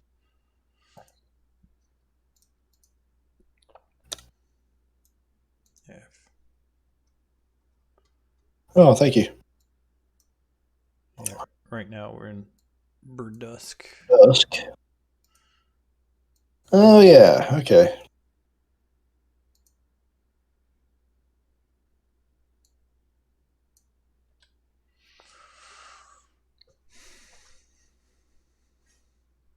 Yep, hopping on a boat.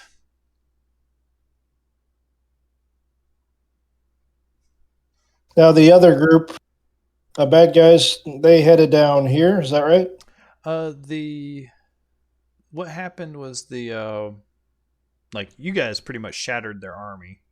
The plan was for them to come up, hit Berdusk, and then go down and hit Erebor. But because you guys stopped them at Berdusk, they're not really there. Berdusk is sending out troops and messages to Erebor to say, "Hey, let's pincer them." Yeah, let's chase these guys down, pincer them, and round them up, basically. Okay. So they'll be mopping up the forces. Since there's no dragon support with them right now, then it should be an easy task for these troops to deal with them. And that we know of. And the mercenaries know, hey, if we didn't successfully win that last fight, then they're not going to be paying us soon, so they'll be leaving. Oh yeah. So there'll be some kobolds, some cultists, and not too much else. Good. Making the world a little safer. Mm-hmm.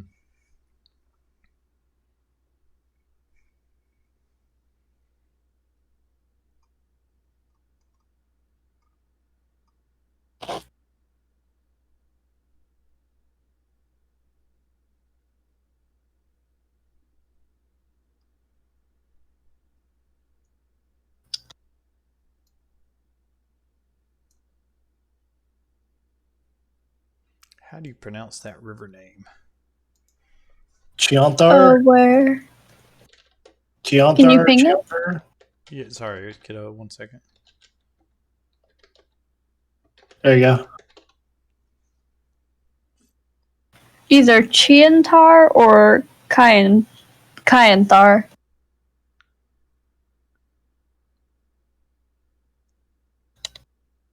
I don't see both of the H's taking effect, only one of them.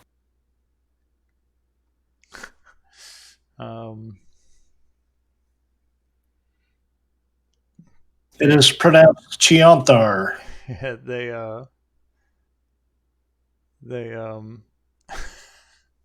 asked the developers, and it says, "Well, it depends on where in the realms you come from, your accent, if you will." Like you, for crying out loud. Yeah. Well, he said, "Those that live along its banks say Chianthar." Yeah.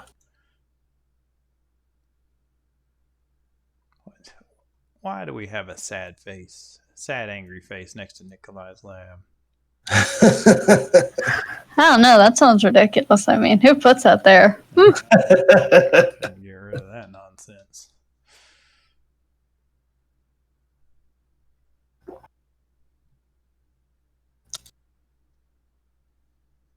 Oh, it came back. I don't know what happened.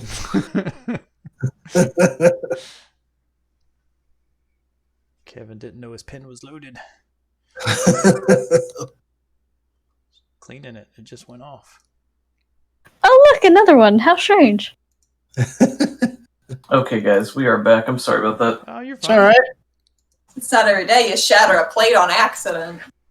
Or on purpose. Dun, dun, dun. Dun, dun, So I dun. pulled it out, it slipped in my hand, and I kind of slapped it down onto the counter to make sure it wouldn't fall just out of reflex. And it shattered into like 5 pieces, and this is like a ceramic plate.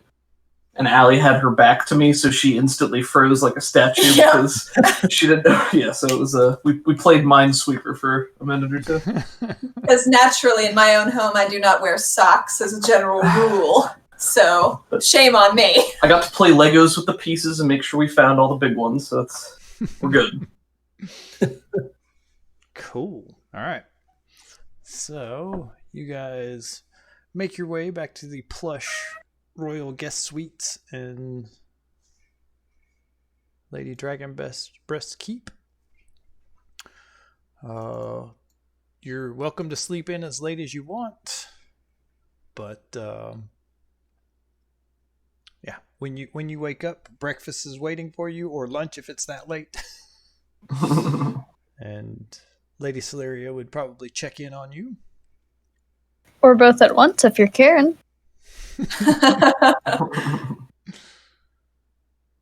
Yes, so she would be there, and Stuart Haynes, who I went ahead and put a picture to. He's a little bit further down the list now. Ooh. Haynes has a face? Haynes has a face. Wait, where is he? I want to make fun of him. Oh, okay. I see him. Yep. Ugh. Show chat real quick. There's Stuart Haynes, Lady Celeria. So yeah, you're enjoying your meal, and Lady Celeria comes to find you and says, "Sounds like you had an interesting night." That's one way of putting it. It was quite fun. You missed out, I'm telling you. Yes, my partying days are long behind me. But How old is she? she's I think she's a half elf. But Hard to tell then. she's pretty old. The picture doesn't look it, but I think she's over a century, maybe 2. Dang. How old do elves get in this world? I do not remember. Around 750. Yeah. Oh my gosh. So half elf is like probably 200 to 300, maybe. Yeah. Given that. Gotcha. But yeah, she says, "I trust the." I'd just like to apologize on behalf of Berdusk. The Dragon Daggers are kind of our adventuring group, and it's very very unlike them. So I'm sorry you had to deal with that. Well, I can see their perspective. A group of rising stars with accolades to their name come into your town and show you up. It's understandable, but we can't help if they weren't where they should have been.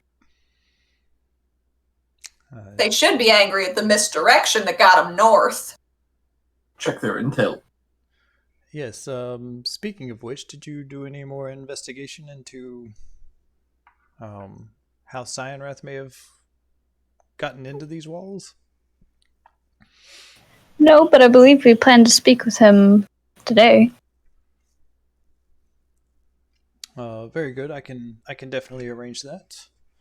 And she just gives Haynes a look, and he nods and scribbles something down.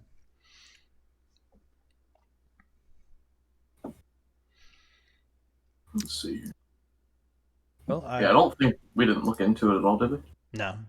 There were like a couple of leads, but you just kind of either didn't care about them or had other cool stuff to do, so. No problem. One of the leads was talking to Cyanwrath, and then the other lead was talking to the horse.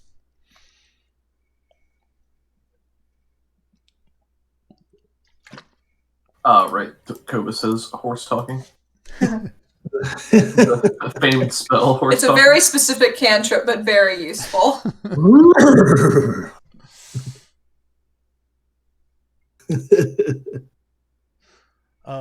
She says, "Well, I've secured passage aboard the Maristraza. It's making its way up to Baldur's Gate, but it can drop you off at Elturel if that is your desire." You had told her your plans, so she went ahead and took care of that for you.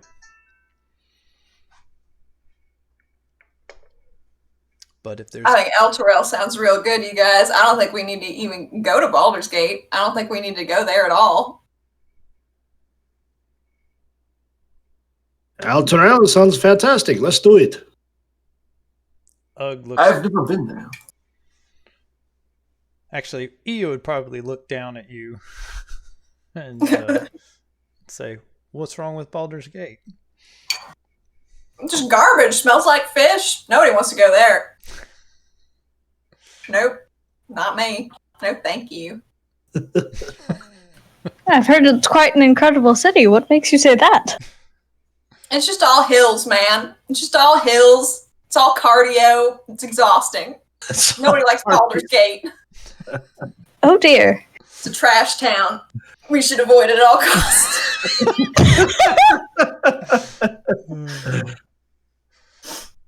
She makes a compelling point. I've never been there, but if that's true. Sounds terrible. Although there could be good trading in such a large city at Baldur's Gate. I don't know. Well, we'll keep corking that until we get on the road, I guess. Takes a dainty sip of whatever she's drinking. Haynes just narrows his eyes at you. She winks at him. Mm-hmm. She's a hero. Indeed you are. Stupid Haynes. Maybe he'll send a missive ahead of you just to make sure that you get a hero's welcome. Oh, Haynes! I will ice you right now, little man. Bureaucracy is the true antagonist. Right? Just like in real life. Well, if there's anything else you need, don't hesitate to ask. Haynes will make sure you get what you need. But I have business to attend to, so if you'll excuse me. all right. Thank you for your assistance. Haynes moves over to one side and starts talking to other people, and but he's available if you need him for anything. Karen just drums her fingers on the table and mutters to herself, I need some dirt on that guy. I'm down for the sidebar of Karen discrediting Haynes just because she doesn't like him. Doesn't even have to be real dirt. We can plant the dirt. It's fine. Yeah. Part of our story. We just travel city to city talking crap on this one bureaucrat. This evil steward. I'm down for that if you guys are. Oh, I don't. Heck yeah. I don't Enemy think Yuri minor. cares. Yeah, but I think it's interesting as a player. I don't think Yuri She just has hates one. this guy. Yeah, I think Yuri thinks being a bureaucrat is punishment enough. that's true. Yuri doesn't like nobility, generally speaking, so I think a bureaucrat would definitely factor into that and be disfavorable at a neutral stance. Just bootlicker. So, you have your fill. Breakfast or lunch, whatever it is, it's prepared very well and fresh. But eventually you finish your meal. What would you like to do next? Maybe speak with Cyanwrath? If we could get that arranged. Yeah, absolutely. Haynes introduces you to one of the guards and says he should be able to take you there. And know that Cyanwrath has a muzzle, so he shouldn't be able to shoot his lightning breath. He's given us his word for whatever good that is, that he won't try to escape, but not sure how well I believe him.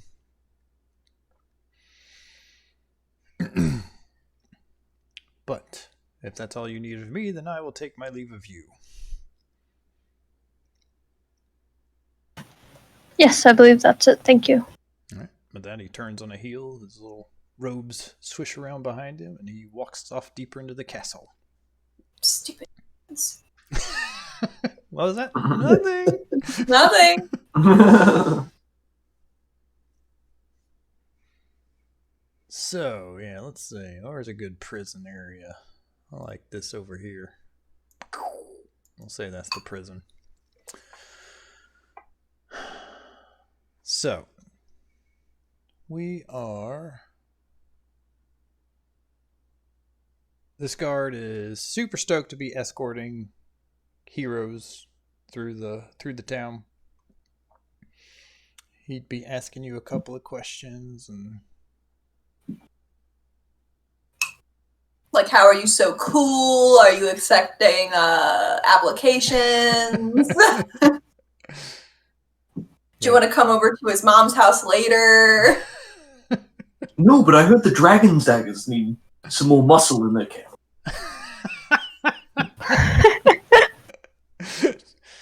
Hug says, "Yeah, tell him I sent you. Give you a good recommendation." Love Hug. Who doesn't? Yeah, Hug's great. So you make your way to a large stone building. The first few chambers are large cells crowded with minor offenders, public drunkenness, disturbing the peace, stuff like that. And it looks like you aren't the only one that got into a brawl, because this area of the prison is just this part of the jail is just jam-packed. Let's see. But he leads you through that area and behind a thick iron gate, opens that up, and you start walking down this long hall. He has to light a torch. And as it pushes back the darkness, a surprise rat lets out a squeak before scurrying back into a hole in the wall. And you pass several thick iron-bound oak doors. Each has a small window cut into it at about face height for a grown man. And in one of these, you see the dragon daggers. Nice. Oh, I was wondering if they were here. It looks like this is a more secure cell for things like adventurers. They don't have their gear or anything like that. They've been given not ratty prisoners' clothes, but definitely it's not what they were wearing last night. They were probably standing up when they saw the light coming down the hallway, but when they see it's you, they just and head back in to their cell. Maybe they were thinking that they were getting released soon. Could Karen sleight of hand them a lockpick? Absolutely. Because here's her thinking. If they're stupid enough to try it, they're going to get in so much more trouble. But they're going to think she's doing them a solid. That's cool. Interesting choice. I love this. It's up pretty high. Let's see. Yeah, give me a slide. But is the door completely shut to the ground? Let's give you a sleight of hand. And a failure, they turn on you. And on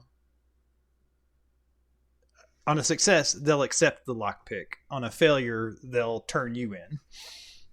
That seems fair. Okay, I'm going to go for it. I've got 3 luck points. Burning a hole in This your lockpick character sheet. that you guys smuggled in here and are trying to use to discredit us. Nice. Woo! Oh, Good roll, good roll. Just lets it fall onto her foot and, like, just gently nudges it under their door as they're going by. Nice.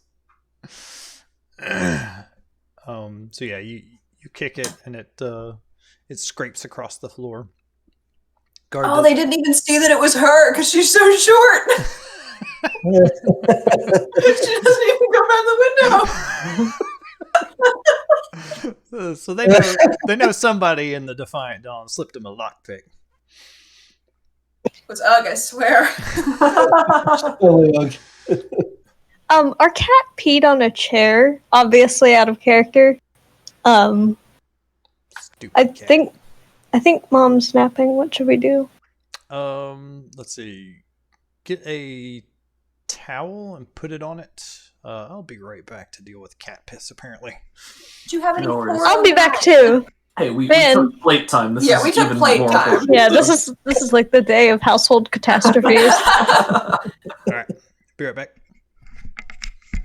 It's all just property damage, right? We had a tavern brawl, we broke some plates, clean up stuff.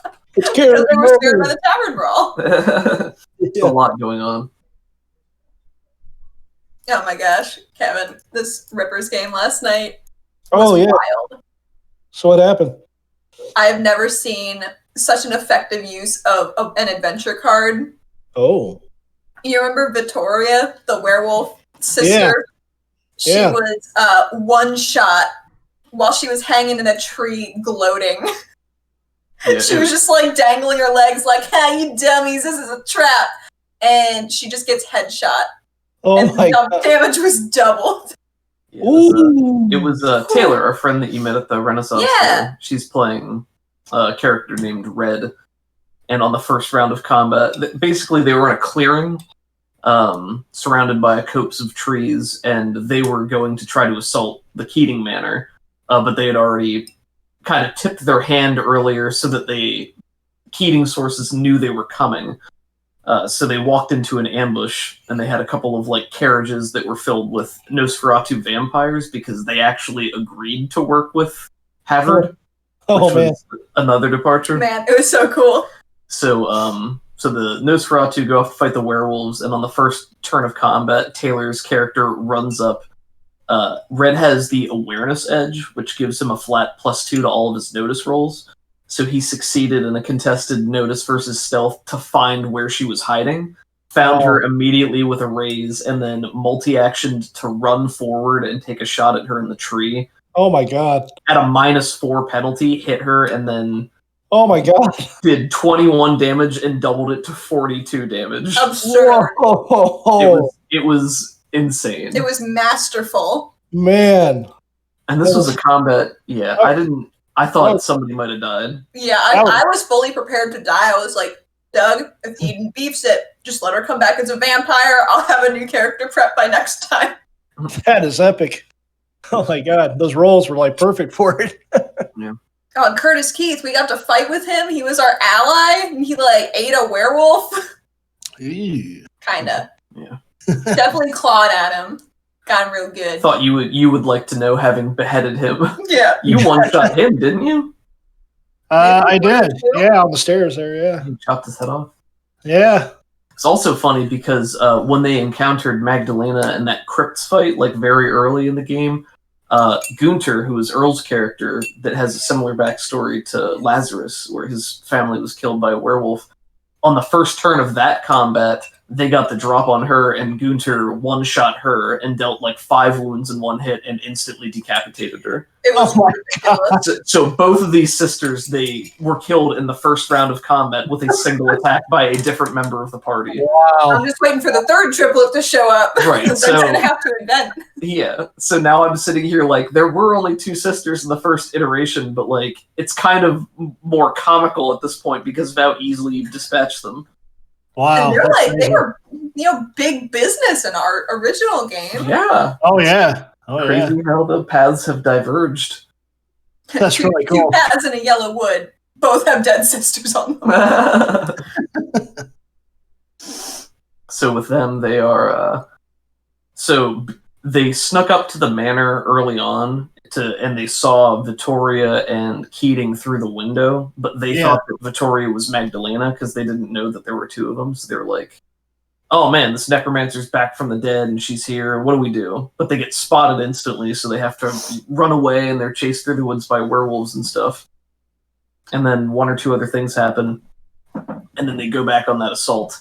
So they're trying to find Keating Sr. They win that fight in the clearing and push on to the manor, only to find it's completely cleaned out and nobody's there.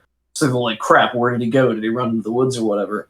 But Gunter remembered that they had that ship, the Charity, docked in the harbor. Because he was the one that scoped it out. He was, yeah.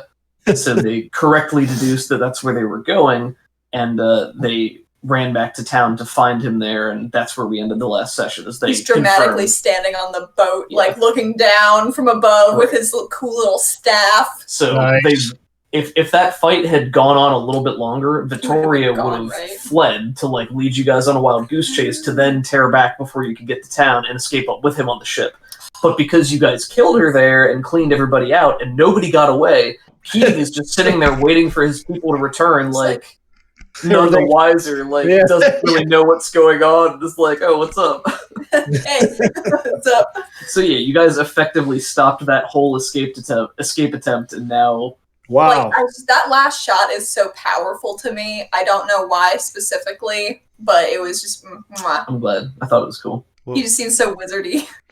What were we talking about? Oh, we just gave Horace a recap of what happened in the Rippers session, which I'll be happy to give you whenever is appropriate. Cool. But it's delicious. Oh, it's so tasty. Look forward to hearing it. So, cat issues. Our cat recently got diagnosed with diabetes, I guess Oh no. 6 months ago or something like that. Aw. Part of that is sometimes he wets himself sleeping because of a buildup of urine or whatever. But The shadow. yeah, and I think Lori moved his litter box and he just had trouble finding it, so just had a little issue, cleaned it up. We're all good. Cool. No problem. So, you have given the dragon daggers an escape attempt if they want to use it. That's in their court. Karen's the facilitator. All right, and so you walk past their cell, and in the next one you see the just massive bulk of Cyanwrath. He's laying on one of those bunks that's way too small for him. The little window, he looks towards that and probably would see the guard's face, and he says, "Got some visitors here to talk to you." Cyanwrath shrugs.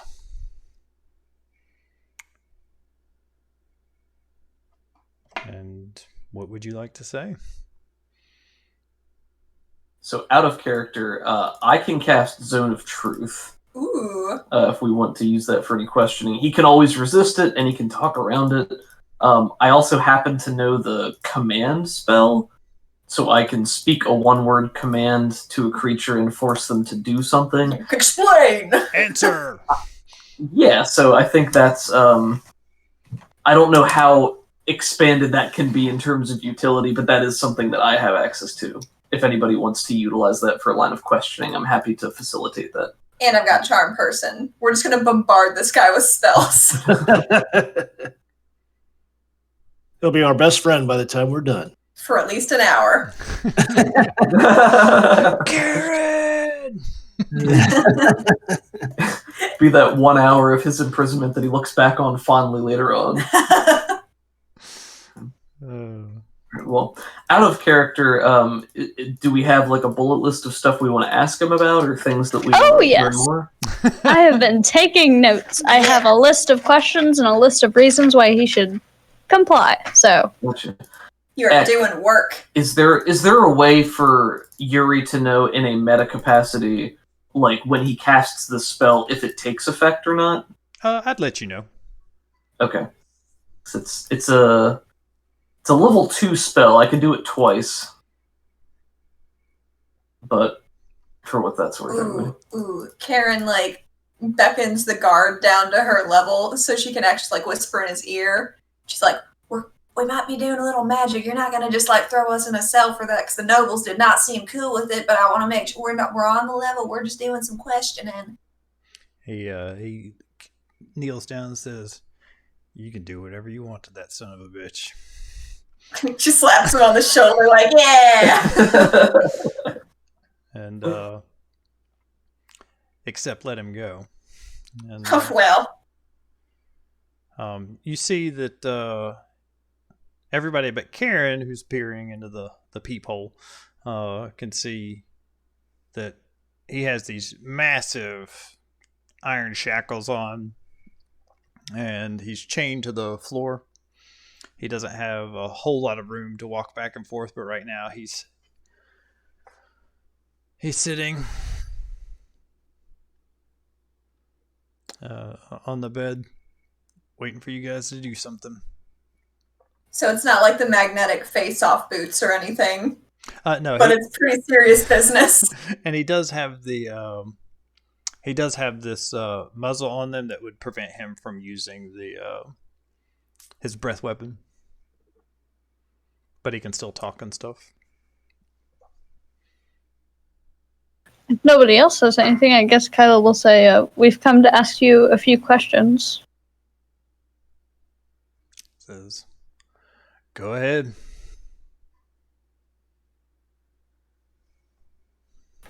How did you get inside Berdusk?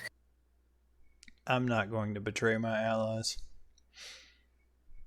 I think Yuri will take this moment to lean forward so he can be seen and say, "A life for a life. You spared mine, we've spared yours. But you will answer these questions. You will answer to the good lady Nightgem." And he would like to cast Zone of Truth. All right. Let's see. Let's click that up real quick. Zone of Truth. I put it in chat. Perfect. You create a magical zone that guards against deception in a 15-foot radius sphere centered on a point of your choice. You can go ahead and cast it in that room if you wanted to. I would like to. Would the 15-foot radius stretch into the dragon's dagger cell? I would think that stone walls would block this sort of thing. Okay, that's fine. But if you coat the walls and gold magic? If you have something, I was picturing like big sturdy stone walls, but if you wanted there to be like bars on the inside, just separating out the cells so that it would affect them, I'd be okay with that. That was more of a curiosity. There's one very honest rat inside the room now as well. No, that would be more like if we get out of here before 10 minutes and we know that it affected them if we get a funny quip on the way out or something. But I'm not worried about it. Right. I think it makes sense if it only affects him. Well, if you want it the other way, it would just mean that the cells, instead of being like separate stone things, they are bars between the cells on the other side of this door, which is fine. I think given the gravity of the prisoner, it probably makes sense for him to be further sequestered. All right. So it will not affect them. Fine. Well, if I get him on the first try, then I still have one use left for later. Is aware of the spell, and thus can avoid answering questions, which it normally would respond with a lie. He chooses to fail this saving throw. Oh my. Ooh.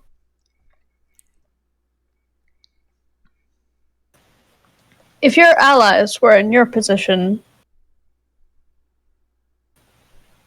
do you think you could trust them to not give away any information about you? It depends on the ally, but probably not.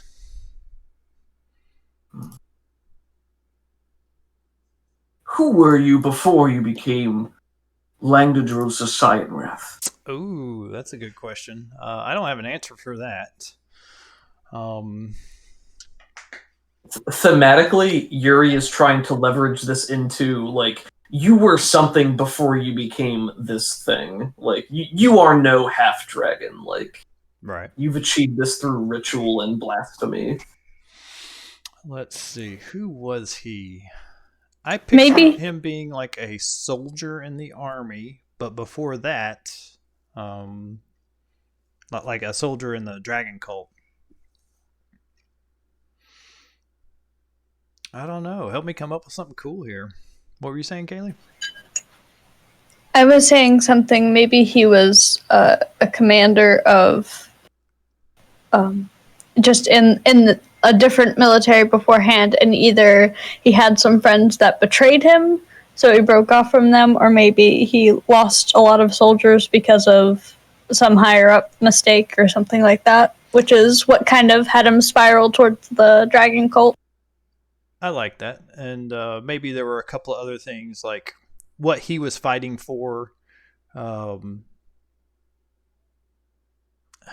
He was a soldier in an army, but he was fighting for nobles, and the nobles he was fighting for didn't care about any of the soldiers. They were just a resource to him.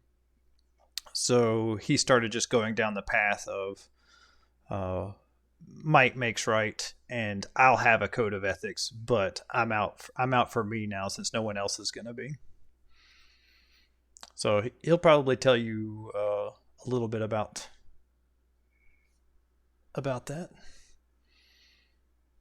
I think that resonates a lot with Yuri, who was, spoke out against the nobles at a younger age and was put into those gladiatorial pits because of it. So he has long-time animosity for those who use their position to put others into bondage or to hold them down, but sees what he has done as a bastardization of that because he then just chose to become what he hated instead of trying to rise above.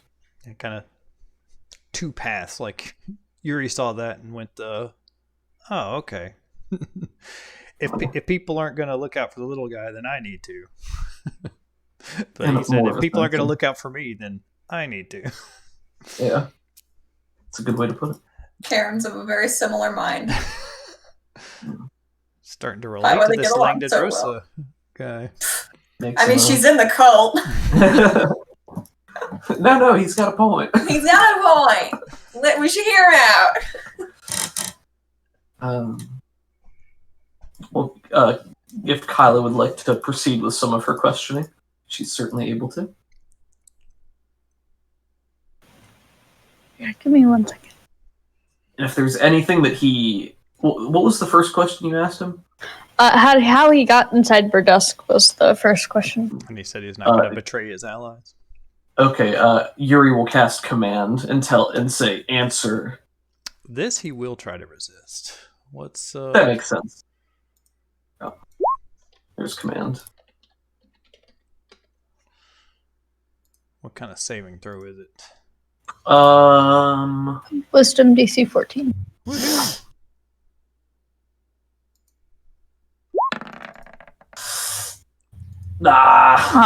Yes. I might double down and cast it again. How many spell slots do you have? Can we get maybe how does he resist it? Does he just bear down and? Yeah, you cast the spell and in the name of glory, I demand you honor Lady Night Gem's request. Answer. And he grits and bears it, and he strains at his bonds, and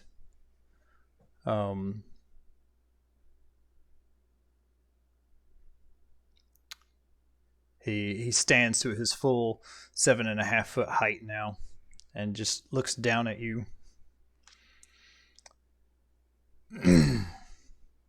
You can take nothing from me. What was the line? Give me a second. Yeah. I have nothing left to be taken but my life.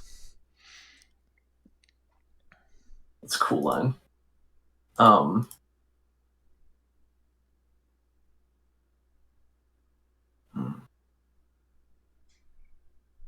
But you just cast it again. Yeah, he's Yuri will step in close, still looking up to him, not being intimidated, and then he says, "When you've reached the bottom, there's nowhere to go but up. Start now. Answer." And he'll cast it again. He can kind of see where this is going, so he's gonna roll anyways, but we'll see if it works or not. It does work. Right. What's your DC? 13? It's 14. 14. Nice.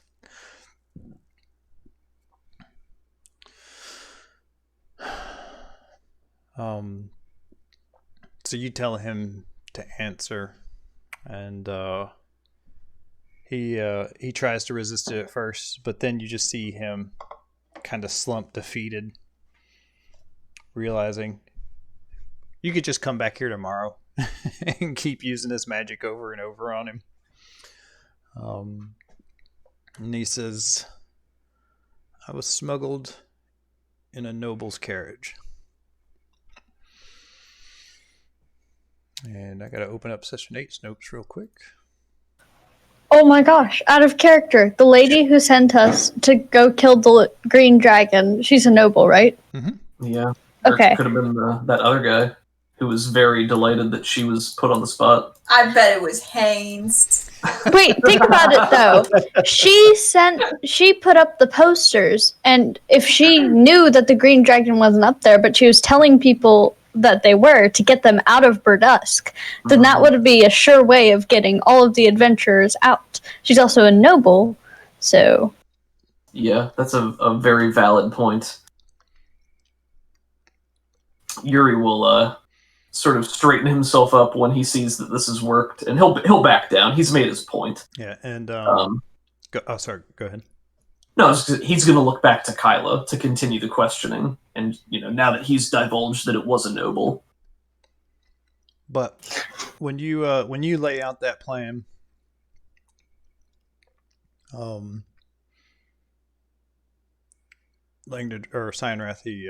he just nods his head, and it's like, it is as she says. So him saying that out loud means that because he said it's the truth, it has to be the truth. Yes. Because of the truth. Gotcha. I have a few questions about Resmir. I don't want to answer them, but go ahead. I have nothing better to do.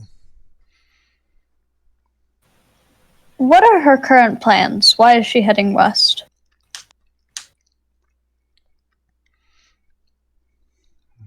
Why is she heading west?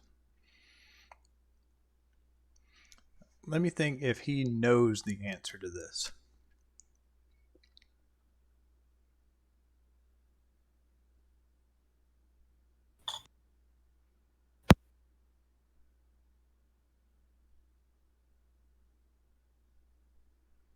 She's escorting the Hoard.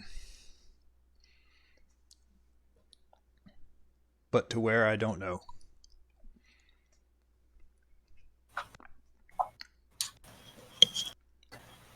What Do you does have a guess? I know it's somewhere north, but you say west.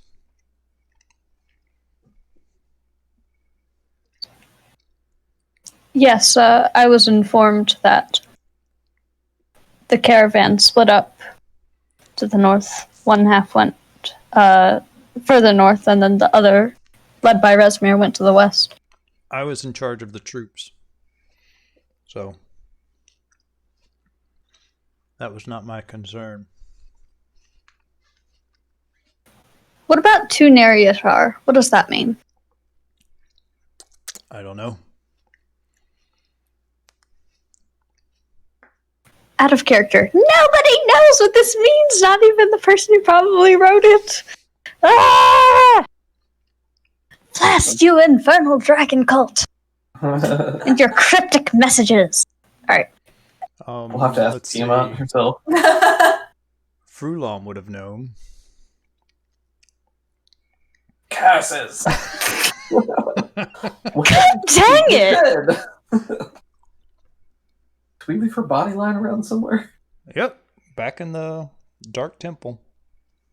Mm-hmm. I mean, we could go back, but it's so far. That's far away. So far. Probably not even there.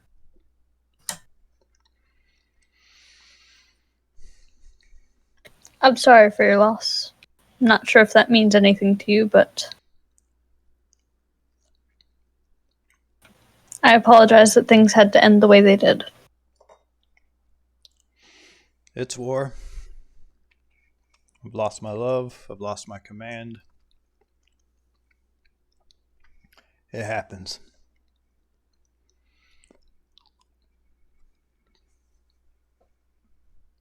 Karen puts a thoughtful hand on the cell door, thinking.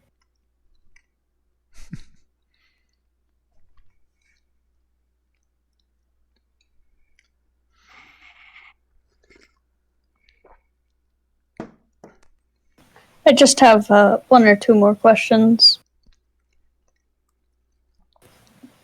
I'm This not is a- going anywhere. This is a theory I've had for some time. Is Resmere a black dragon in a half dragon form?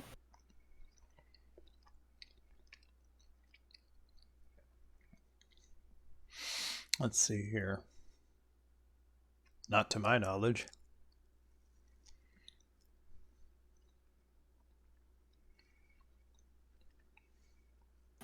Did she ever undergo the half dragon ritual?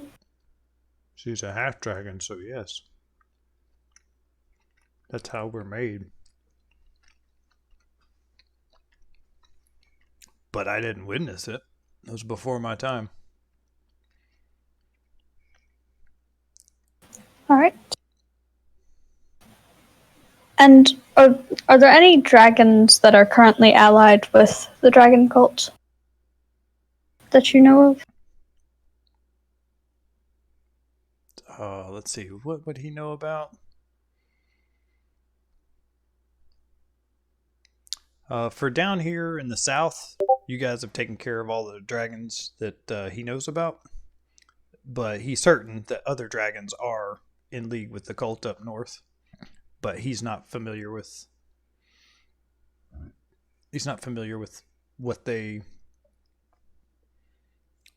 which dragons or how many or what color or anything like that. Mm-hmm. Kyla will look to her companions as she is finished with her questions, if y'all have any.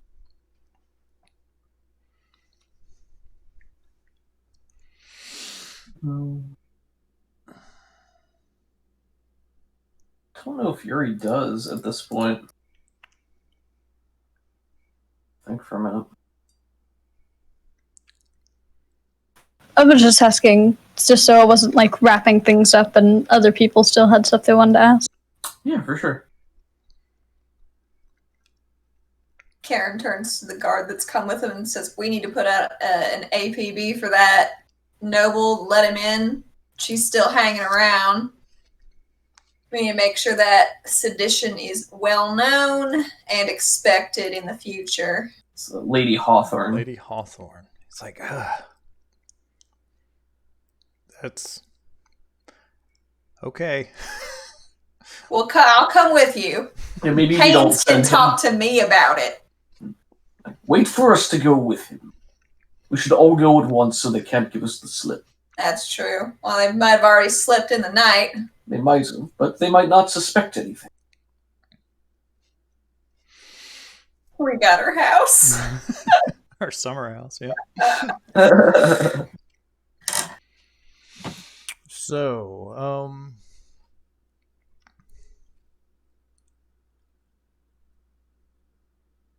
you had one more question, you said, Kaylee? No, I said that Kyla was done with her questions. We found out how he got in. Did we ask him, like, if he knows what the overall goal of the cult is? Like, is that something we already know ourselves? I had a theory, but it hasn't been confirmed. We're amassing a great hoard.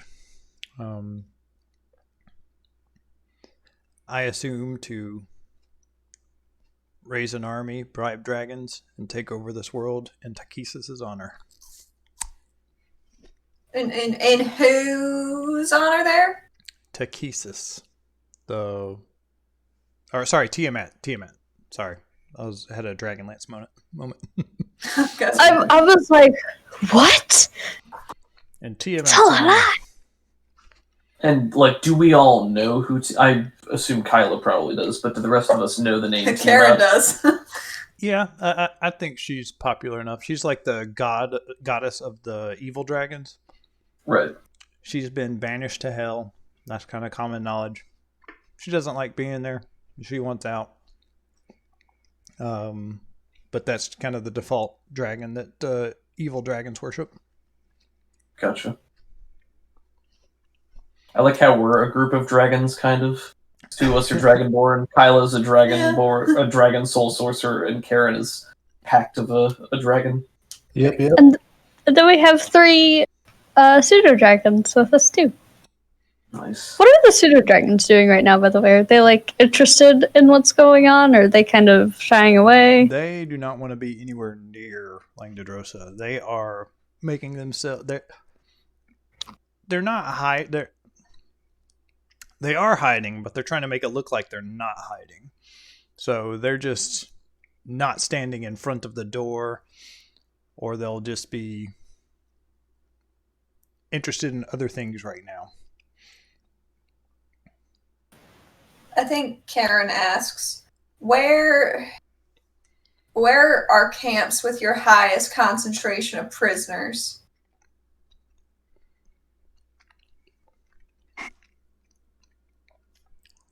Like, he was in charge of the southern side, and you guys have like taken that out. So he just tells you that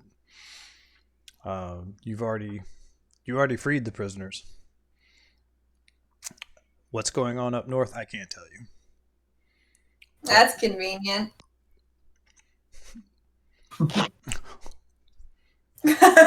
She can't see that face. He points at Yuri's like, ask him.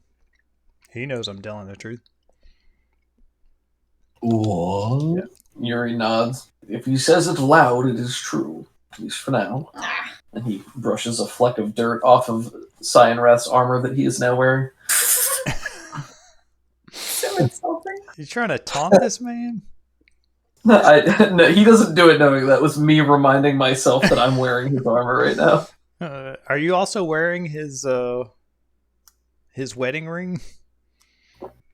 No, he is not wearing it. Okay. He has them, but he is not wearing them. It's bad juju.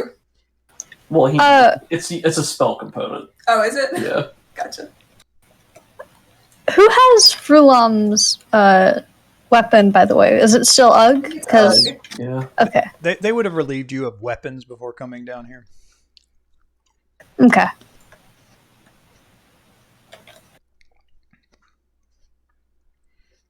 They just don't want prisoners getting armed. Yeah. I can understand why.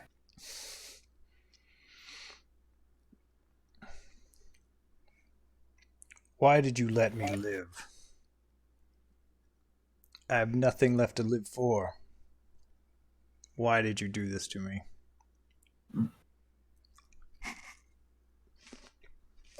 It was the honorable thing to do, and you still have a chance to redeem yourself if you're willing to take it. Ignorant girl. I was going to say it seemed like the better punishment, honestly, but... You spared my life and were true to your word, more or less. So take your life for what it is now. I spared you out of arrogance. You spared me out of weakness. There's a difference. I have killed before and I will kill again. But not needlessly, and not senselessly. There is a law to the land. And it is not for you or I to dole out without sense. He takes a deep breath.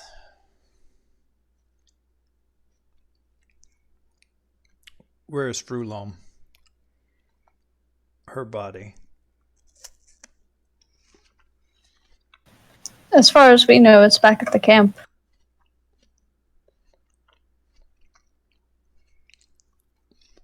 We will have someone send for the body, if that will put your mind at ease.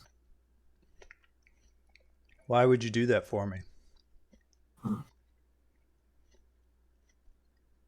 Because it's a raw deal.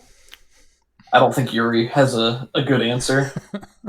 It's not harming us in any way. I don't see why we shouldn't. I could ask you the same question. Why shouldn't we? It's a waste of resources, a waste of your time. It benefits you none. Then perhaps we do it out of arrogance, to make ourselves feel better, to remind us that we are different than you. That even the dead deserve some respect.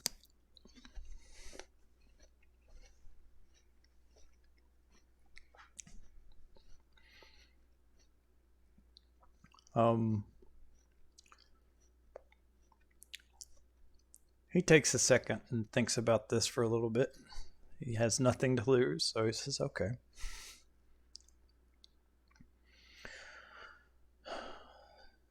There is a tree near where the camp was, on top of the hill, near where the blue dragon set up its temporary lair. Bury her there for me then.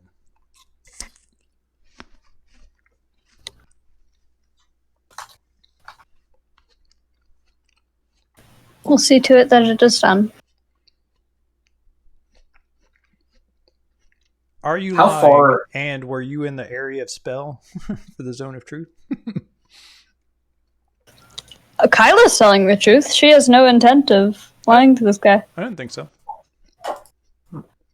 How far? Let me ask you this: how far out of the way is this side trip now?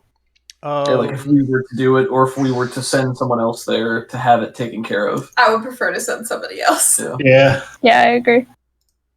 Yeah, you got some people for that.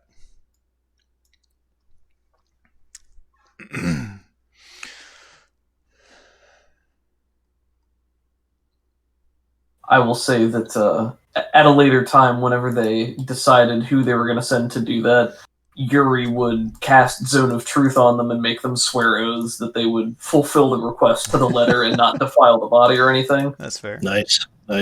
Just, for that purpose. And also have them let Cyanwrath know when it's been done. It would be a week to get down there about, and a week to get back. Yeah, I think we have people for that then. I don't want to derail the story for the sake of doing that. You could send Ia down to do that, or Ugg. Ia couldn't lift that body all by herself. No. She'd hire some other adventurers and down there. Oh my god, do we make the dragon's daggers do it? Ooh. Oh, yes! Of course we do. Maybe we don't have to play through all these scenes or anything, but if we have the option to go to the nobility and say, hey, here's their community service, they're going Nice. to go bury this body for us, and make them do the Zone of Truth swearing and do it. Yes. Oh man, that's brilliant. Mwah. Love it. Oh man. You guys. And then, they're at least busy for 2 weeks. Yeah, So you'll have like a 4-week head start. it's pretty good. It's pretty good. So that's pretty slick. I like that. That's great. But will they be in their cell when they go to the community service? We're already out. All right, let's see. That's a The good guards point. are just waiting at their bar.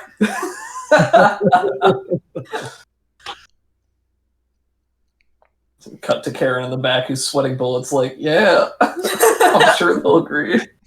This little lockpick that says property of Karen Bramblefoot. You have monogrammed lockpicks. No, she wouldn't. She can't read them. Just has a squiggle on it. What the fuck?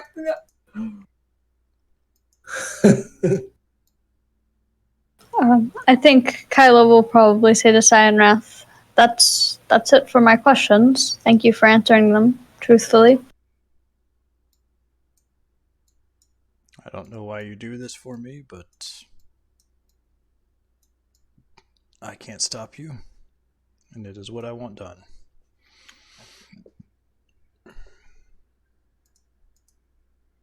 So he's given you a task, you've agreed to do it, and that tree looks like garbage. Wait, are you guys on the Berdusk map? We on are. the world map. Yes, The the world map. Sorry.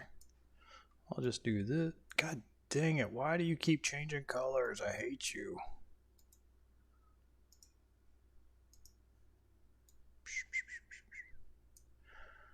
And we'll just put a little thing that says Frulam's body. And you change colors again, because why not?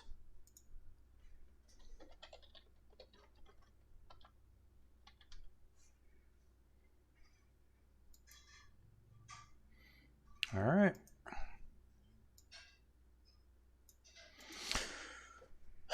So, going straight to the source and commanding him with magic is a quick way to solve a mystery. So yeah, he got smuggled in via their coach, and he had been there for just a day or two.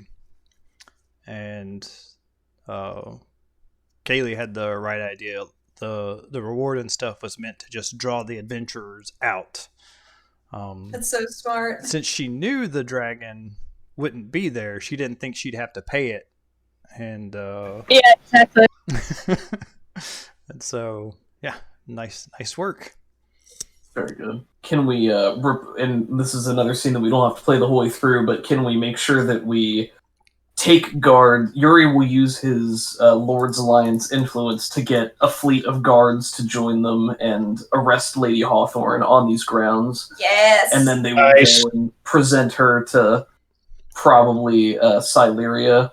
Just give her the whole rundown, rope in the guy if necessary, or Cyanwrath to confirm if necessary, and do all that stuff. Yeah. I think she'll probably resist, not like with combat or anything, but with noble status and things like that, and play the it's our word against his. You're gonna believe a general of the enemy over one of your own citizens. That's insane. I don't know if he gave you any proof of that, but you've definitely outed her as the traitor, and Lady Celeria believes it. How do you think that's going to play out? I think if there's any span of time, then he could also try to zone of truth command her with Sileria's approval in full view of other nobles to have this spread like wildfire and be outed into the open. But it depends on what kind of time frame they're working on, right? Right on. I don't want to cheese my way through every single social encounter with, gratuitous spell use. Yeah, and Lady Celeria being a good person and believing in freedom of speech and ability and all that fun stuff, doesn't really want her citizens to be like zone of truth commanded, blah blah blah blah blah. So she would in general be against that. Because it's a very slippery slope. You start doing that a little bit, then you start doing it more and more, and eventually you have a totalitarian government that's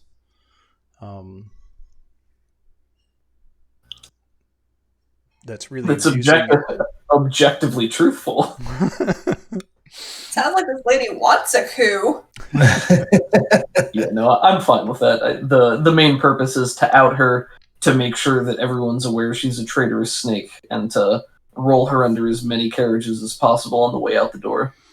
We could find some sort of proof or something that that does that. If you think it's interesting to have her as a noble back in Berdusk that is fallen but not arrested, we'll do that. If you want her to be arrested, we'll do that.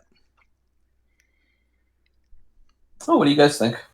I mean, I think she tried to invite an entire army into a city full of civilians and innocent folks, so that's pretty bad. Yeah.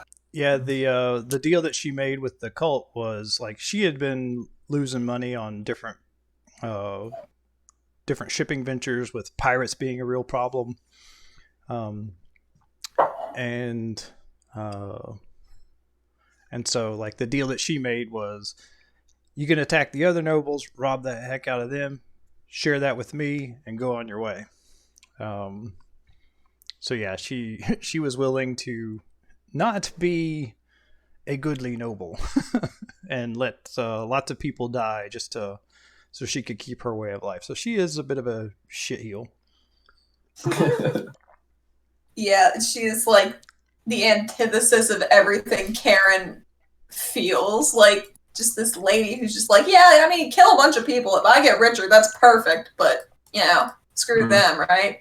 Okay. Well, she hems and haws them, and they go and search her place because that's at least worth probable cause.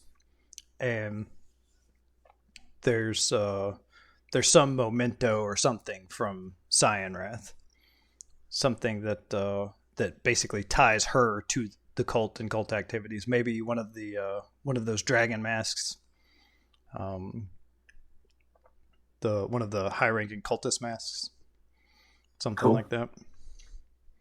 Be like a signed agreement of what percentage of what was taken from the nobles would be given to her. Yeah, There you go. yeah. If you want to use her as like a recurring thorn in our side, I'm also fine with that in a meta capacity. I'm sorry, what was her name again? I've already forgotten it. Janice Lady Hawthorne. Oh, I see what you're saying. A Yeah. thorn in our side, Hawthorne. Ah. Nice. Hilarious. Well done. It went over my head. I like Yeah, that. me too.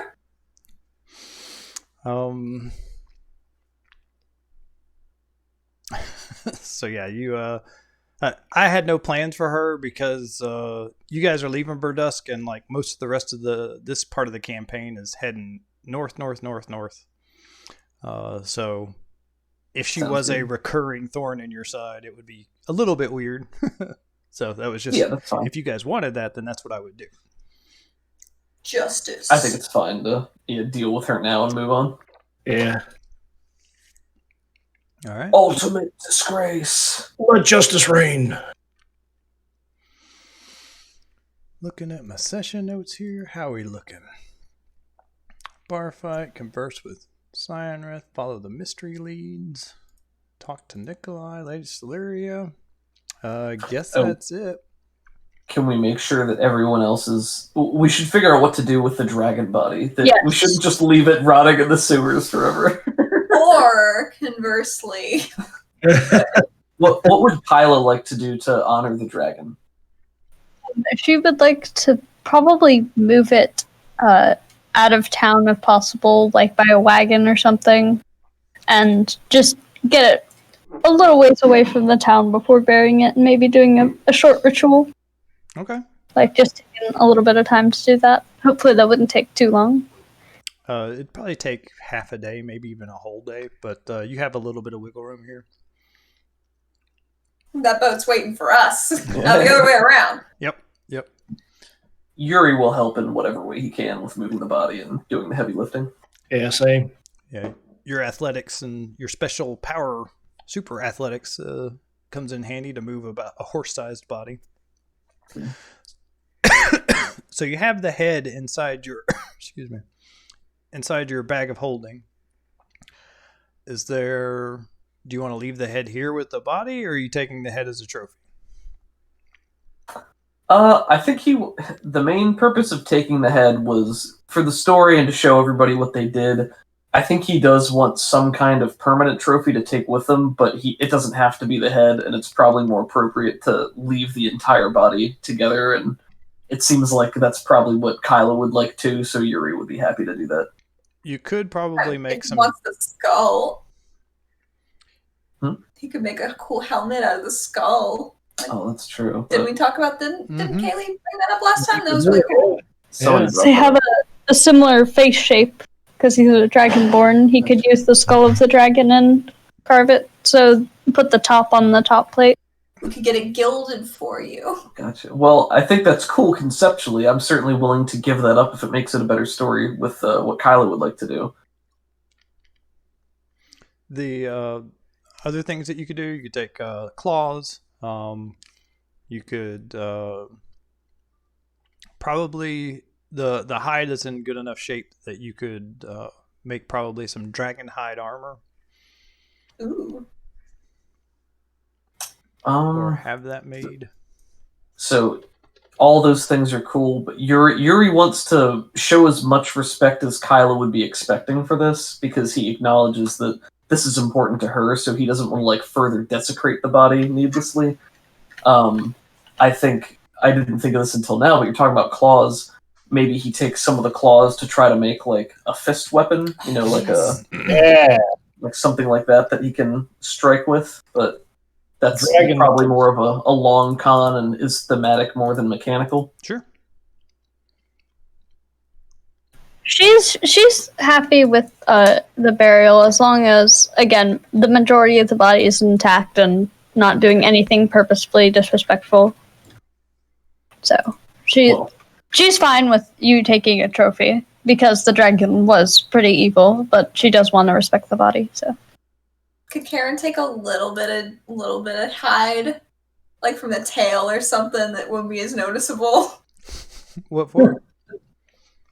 Just for a secret little project she wants to work on. Sure. Nice. Well, if nobody cares about the head, then Yuri will keep the helmet or the skull to make the helmet because I didn't think of that, and that's a cool out of character idea. Could prestidigitation like clean it down to the bone? No. That's what I was just wondering. Yeah. Is that something he can have? He can take it to like a butcher or something while they're in the city and have them clean it for him. Yeah. Gotcha. Well, he'll probably request that be done before they go anywhere. Then. Cool. I don't know what would go into making it a helmet, or if it would do anything other than be aesthetic, which I'm also totally cool with. Yeah, that's something you could definitely do in Elturel or Baldur's Gate even. But you can do it here. Just to get it cleaned off so that it doesn't start stinking. He'll have it cleaned and put in the haversack for later use when it's appropriate. Then. All right. And he does still want the claws because that's a cool idea. All right, got through some dragon knuckle dusters. Sounds good to me. And Kylo's fine with that because the logic is the animate dead stayed with the main body instead of the head. So. Gotcha. Okay. So you have your nice little peaceful ritual. You bury that dragon, and if you ever come back this way, then you'll probably see a tree growing in that spot. Nice. An evil tree. Oh no! Because they're forest dragons. You've heard about weeping willows. This is a whipping willow. It's angry. Nice. Nice. It's like that one tree from Harry Potter. Yeah. The whomping willow. Yeah, it's just a whomping willow.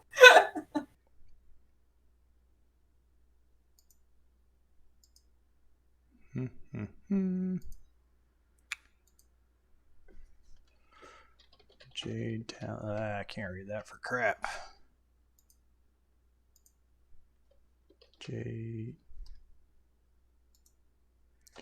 Jade talons body. All right. I'm going to delete some of these things that aren't important anymore. You've already defeated the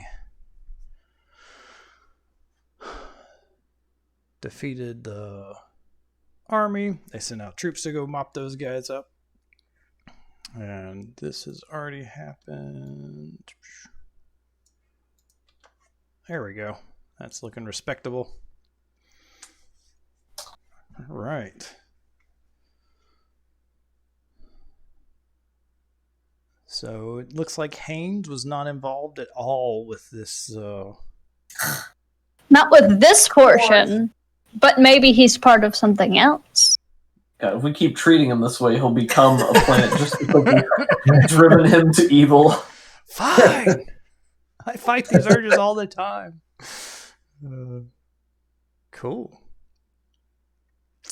All right, well, heading back to Berdusk one last time. Man, for this little side adventure that was supposed to be like one little side quest, it has turned into something. It's turned into something. Wow! Really cool, and just a long, nice little side diversion. Yeah, I love what you It's did. been awesome. It's been great. Thanks, guys. So were the dragon's dagger? It's the dragon daggers? I keep Dragon saying daggers. Yep. The dragon daggers are they something that you came up with, or is that part of the module, or? It is a one-line little entry in Berdusk under the Curious Kelpie. It's like, hey, there's a group of half-elven adventurers called the Dragon Daggers that run the Curious Kelpie, and then they told about the merchants and everything. Everything else, like, they don't have any of these names or anything like that, so I had to make all that stuff up. Cool. It was very, very diverse. I liked all the different personalities and stuff, thanks. and I feel like they would be a good adventuring group. Like, I can see why they got together. Is Lana Aisha a nod to Archer? Probably. I Lori. was like, why is it so? Oh, Lana Aisha Tyler. Kane. yeah, I didn't catch that. That's good. Lana Kane. Oh, she's so cool. She is. She's so cool.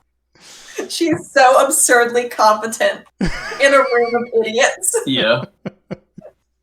I like her origin story with Mallory where she goes to throw blood on her and she pulls a gun. She's like, "You're not afraid of me, are you?" Nope. How would you like a job? I think Mallory is my favorite character on that show. Yeah, that's great. Lori just commented, yes, it is, absolutely. Yep, Lori Nice. does a lot of my side work, creative work for me,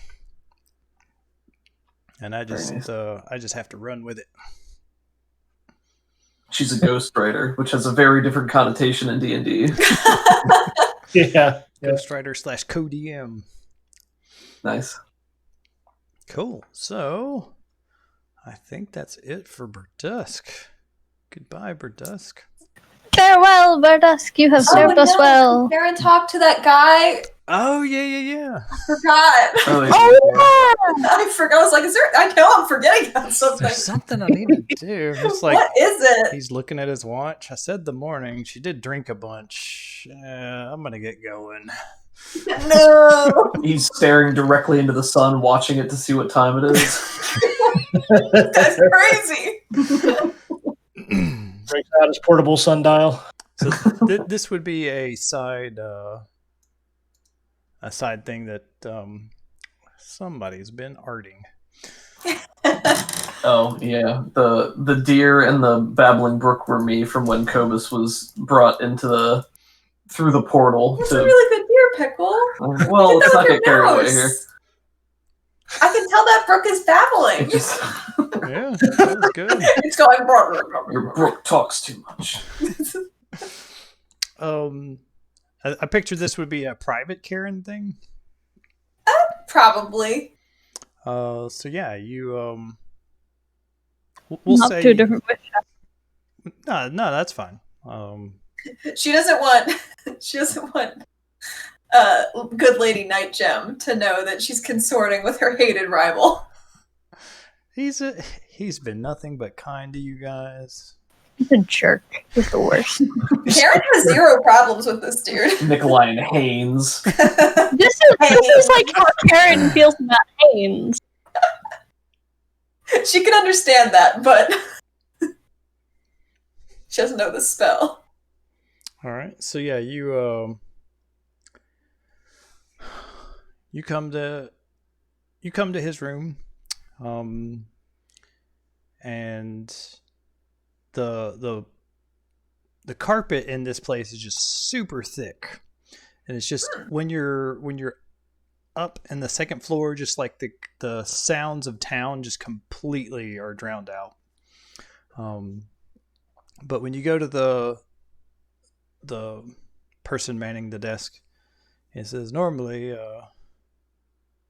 Nikolai says don't let anyone disturb him, but he was waiting for you and I can show you to his room. And Oh, thank you. he pulls a key off of the wall behind him and says, right this way. And stabs her with it. It's been a trap. You have trust issues, Karen. No. Karen? Karen, what? She or he leads you up and opens the door, or knocks on the door, and says, "Master Nikolai, Karen is here to see you." And he says, "Yes, come in." And he lets you in, and inside is just a very plush and fancily decorated room. The window is open, and sitting on the windowsill is a raven, and it just like peers at you with these black coal eyes. Wait a minute. Nervous about that. Hold on a minute. You remember that one wizard that got away in the camp from last time and how he had a raven familiar? True. Oh, Wait! Karen might not have put that together. The raven was the thing that stole your pearl necklace. Oh, that's right. Are there any pearl necklaces? Is the raven wearing it? Not that you see. Dang. So, Nikolai says, yes, come in. Now, tell me, you wish to know whether a loved one is living or dead, someone not necessarily loved. Well, yes, that would be good. It doesn't need, like, any components, like, pearls. She looks at him at the side of her eye. Let's see, where... Divination. Spell divination. Not divination spells, the spell divination. Alright. Incense and a sacrificial offering appropriate to your religion. Together worth at least 25 gold pieces, which the spell consumes.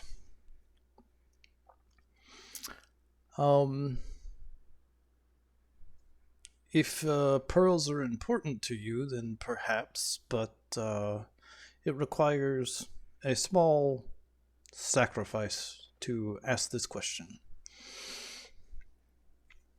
Like, I didn't bring a sheep or anything. Do I need to go get one? No. I can burn incense, and it can be important to me, but pearls are not one of them. And he has this little table set up in the middle. He has a halfling-sized chair. That's thoughtful. On one side, and he sits on the other. There's 2 candles, and in the middle is burning this spicy incense. And there's a small bowl, has some blood in it, and some feathers, and just other weird little arcane things. And he says, "What is it you wish to know?" I just need to know if he's, actually dead. I've never had an opportunity to check. So out of character, he could ask, let's see.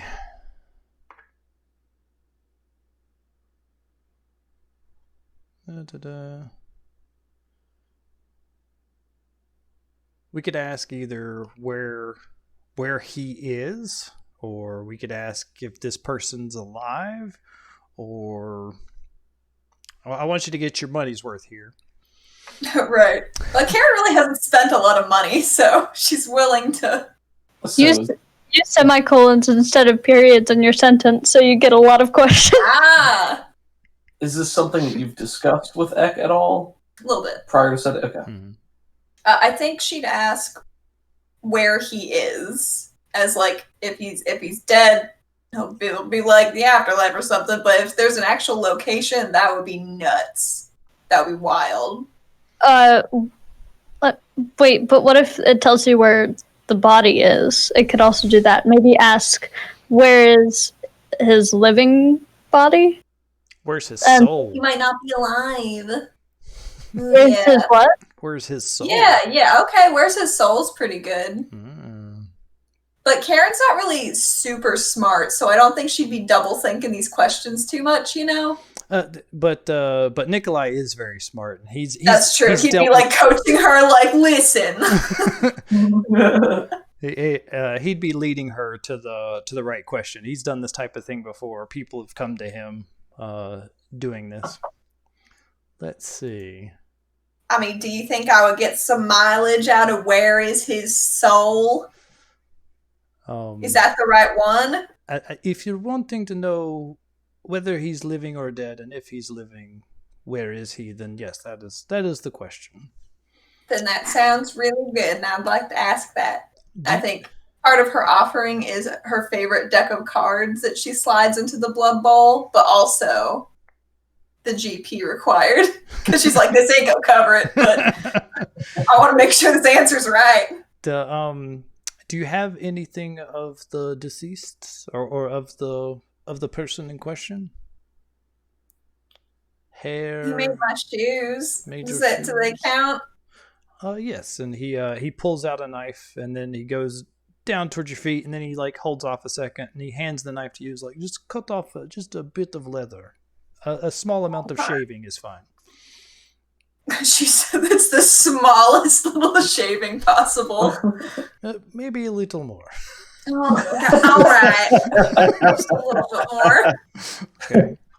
And yeah, he takes the cards, he takes the leather, he shuffles the deck, and sets it down into the blood. And these aren't your laminate cards, so they start soaking up this blood into the like fabric of them. And, yeah, she's had these for years. Yeah. And he lights the bowl on fire. And the contents and the candles flicker from a breeze that comes outside. And he asks this question. And let's see. I have an idea where he should be, but I'm willing to take some input from the party. I was thinking Baldur's Gate would be cool. Oh no. That makes sense. If that's too soon, we can punt the ball or kick the can, and it could be Some time to reconcile. Yeah, summer home. No, he's not at the summer home. So inconvenient. He could be in Baldur's Gate. Okay. And just what's this person's name? Gulliver Khan. Gulliver Khan. This ghostly whisper on the wind that comes in and starts sputtering the candles. You just hear Gulliver Khan resides in Baldur's Gate. And the candles go out and start smoking. Her face is intensely worried and confused. I hope that is the answer you are looking for. But it's better. But I can't go there. Oh, why ever not? I'm gonna go to jail, Nikolai. That's unfortunate. Oh no. Perhaps wear a mask or some sort of disguise? Maybe you could magic something? I'm quite prolific. Oh no. Well, I'm happy I could help. Question mark? No, it's a big help. Thank you. Okay. Well, I feel just like a bit of a fool because that's where I started looking, and then I went other places, and he was there the whole time. well, that's where he is right now. He may not be there when you get there. Oh, okay. That is the answer. Well, I gotta go catch a boat.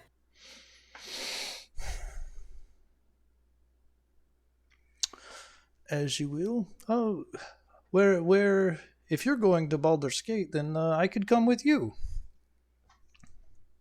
What do you want to do in Baldur's Gate? I live there. Oh, you do? Yes. Well, yeah, why don't you come with us? We're heading up through Elturel. Excellent. And Kyla, you're never going to believe who I ran into today. Yeah, Karen, that's great. I am so excited for him to be. Kyla's like, this is my new boyfriend, Haynes.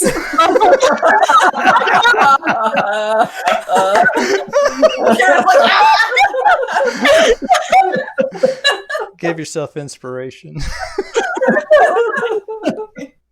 Muffled screaming can be faintly heard. Oh, it's good stuff. Uh, Oh, my side That's hurts. great.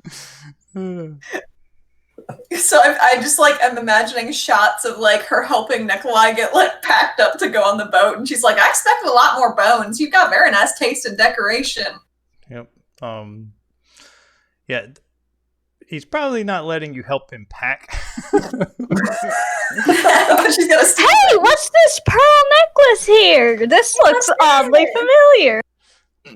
You saw that guy, and it does not look like Nikolai, just for the record. for the record. But there could be magic He's a wizard. involved. There's a wizard. And I you could can- ask his Raven. Cobus could ask the Raven. Yeah, that's what I was thinking. I could totally ask the Raven. So, The dialect I do not speak. yeah, he packs up and gets ready to go, and he pays for a wagon to carry his stuff across town. He has a chest of things, along with a smaller suitcase, and then one more bag. And the Raven flies off, but every once in a while you can see it just kind of following you. And by the time you make it to the boat, the Raven is sitting on the crow's nest. There we go. Well, that's inconvenient. Shouldn't it be a raven's nest? Well, it's not. Mhm. I feel like that's a joke that Karen makes as they're walking onto the boat, and Nikolai's like, I don't know what to tell you.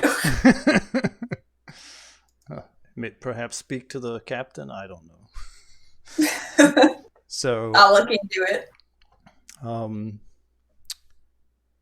would Haynes be? I think Haynes would just have somebody there. I think he's tired of dealing with your lot. So, somebody else would be there to pay the captain, get your horses loaded on.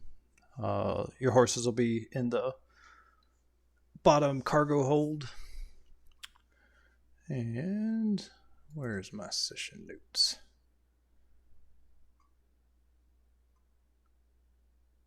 Karen sends a note with the guard back for Haynes. It's just a bunch of squiggles to confuse him. It's scathing, I swear. doubles as your autograph. The squiggles look very, intimidating. Yeah. So you walk down to the docks, and probably the rest of the group's already there, and you see Karen and Nikolai riding in a wagon together, and he tips the man a silver coin to load his stuff onto the ship, and he says, Kyla, I look forward to traveling with you. We have much to discuss. I've learned many things from the Green Dragon. That's great. I'm really excited to hear what you have learned. So yeah, the parked in the harbor is this large cargo vessel with these red fin-like sails. I didn't have two pictures here, but if you look in the session NPCs, you can get a better picture of what where the heck to go. Okay, useful links. It's a sentient boat. Ah. Session NPCs. Yeah. It's the Maristraza. The red sails they're not tattered, but they've definitely seen a lot of weathering, and they could stand to be replaced. And there's a few fresh wooden planks on the port side, and part of the banister has recently been replaced that stand out against the weathered hull. And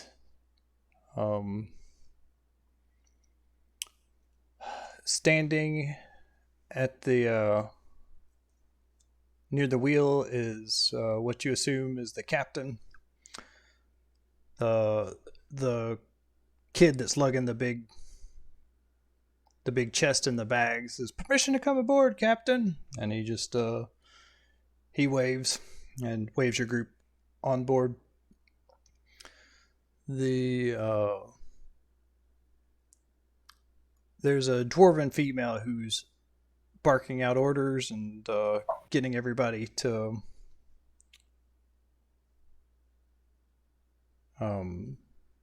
prepare for departure. And on the main deck of the ship, there's this huge open hatch where various barrels and crates are being lowered into the cargo hold. A couple of decks below, several sailors hurry about the ship, making it ready for departure. Most are moving into and out of the lower decks of the ship, but a few scurry up the rigging with practiced ease.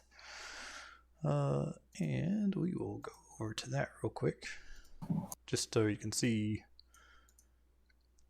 kind of the ship. Oh dear, we're going to be attacked by something on the water. I can I sense certainly it. hope so. Bring it on! Yeah. I can't swim. But when after the captain waves you aboard, she walks up to your group. "Welcome aboard the Maristraza. Let me show you to your quarters." And she says, she points up there and says, "Up there's Captain McCord. He doesn't say much, so if you need anything, get word to me." And she leads you. Where does it go? Yes, she leads you around here. She points to this area. She says, "That's the captain's mess. You can dine with the captain at night. You're welcome to."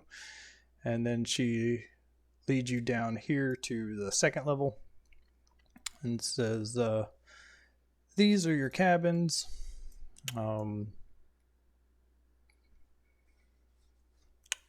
should have everything you need there. Feel free to use these tables for the rest of your meals." Let's see. Looking inside, each of the tiny rooms has enough room to stand in, with a shallow dresser and footlocker along one wall and a net hammock stretched over them. Yeah, there's not a lot of room here. And she claps her hands, says, "I'm assuming that's everything." And she gives you just a half a second to respond before she's turning around and walking back up the stairs. Thank you. Oh, one last thing. The cargo hold is strictly off limits. If you need to go down there to visit with your animals or feed them or whatever, get word to me and I'll escort you down when it's convenient. But for right now, I have a ship to run. So I'll be on the top deck. Out of character, is it implied that the pseudo dragons would be down there? No, they're like cats. They could be flying. They could be just hanging out on the railing or whatever. They don't take up any room, and they can come and go as they please.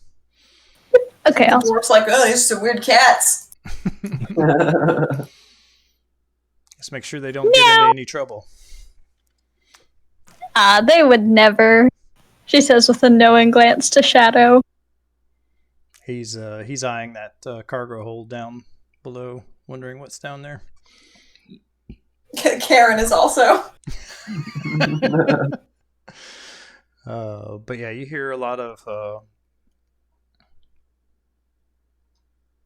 moving around. So just cargo keeps getting lowered into the hold.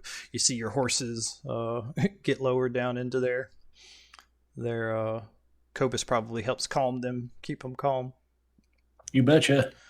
But down here is this little shadowy area. Down here is Nikolai's room. Other than that, everybody can have their own, or you can double bunk if you wanted to. There are 2 hammocks in each room. Yeah, Kylo's fine with whatever. So, Very well. So yeah,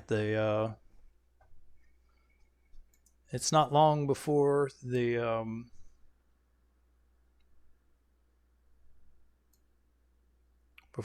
captain says, or before the first mate says, "Prepare to depart."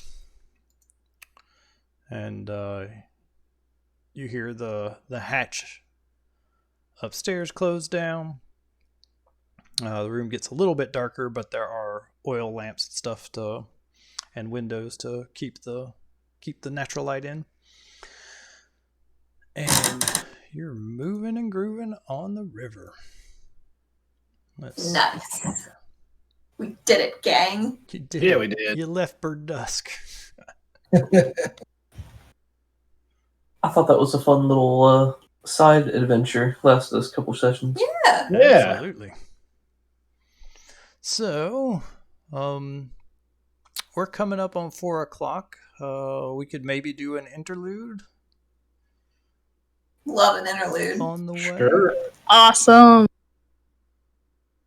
I'll let Kevin go first if he's up for it. Deal 1 card to all players. Oh boy. So, I've got the interlude for Savage Worlds up.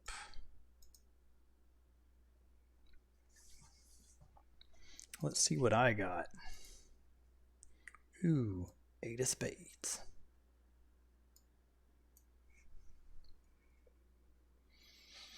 Is that for Nikolai? It could be. I can give Nikolai some inspiration. Yeah, he doesn't need any of that. All right.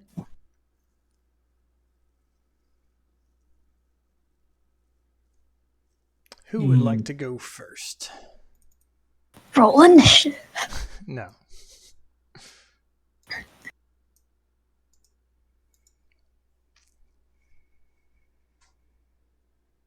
Obviously, Ugg should go first. I can maybe do something for Ugg. Let's see. A difficult obstacle the group negotiated along the way.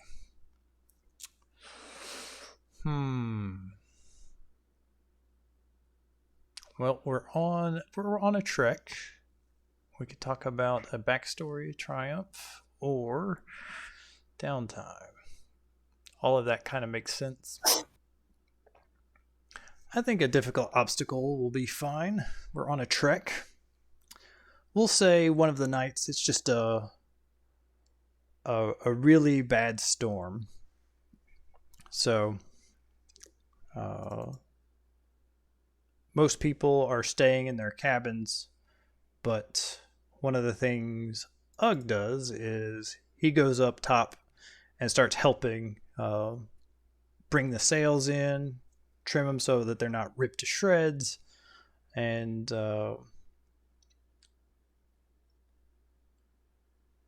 maybe Ugg was a sailor in a previous life before his adventuring days and before he got caught into the gladiators' pits. So he lends a hand and just helps the Maristraza weather the storm, so to speak. It's a good man. Okay, I think I got something. All right. I think after the storm, I'm kind of assuming it's kind of warm out. You know, it has that bit of humidity in the air after the storm has broken out. Mm-hmm. I will do also a trek with the spades, and maybe the bugs start swarming out because it's just a major river. Maybe they start swarming out and are just annoying everybody, making everybody's lives harder, kind of mosquito type things. Maybe I try to convince the mosquitoes just to back off and get the heck away from the ship. Everybody has their time. Nice. So yeah, you use your druidic influence to get them to head away. And Karen's at the ready with the flask of endless water in case that doesn't work out.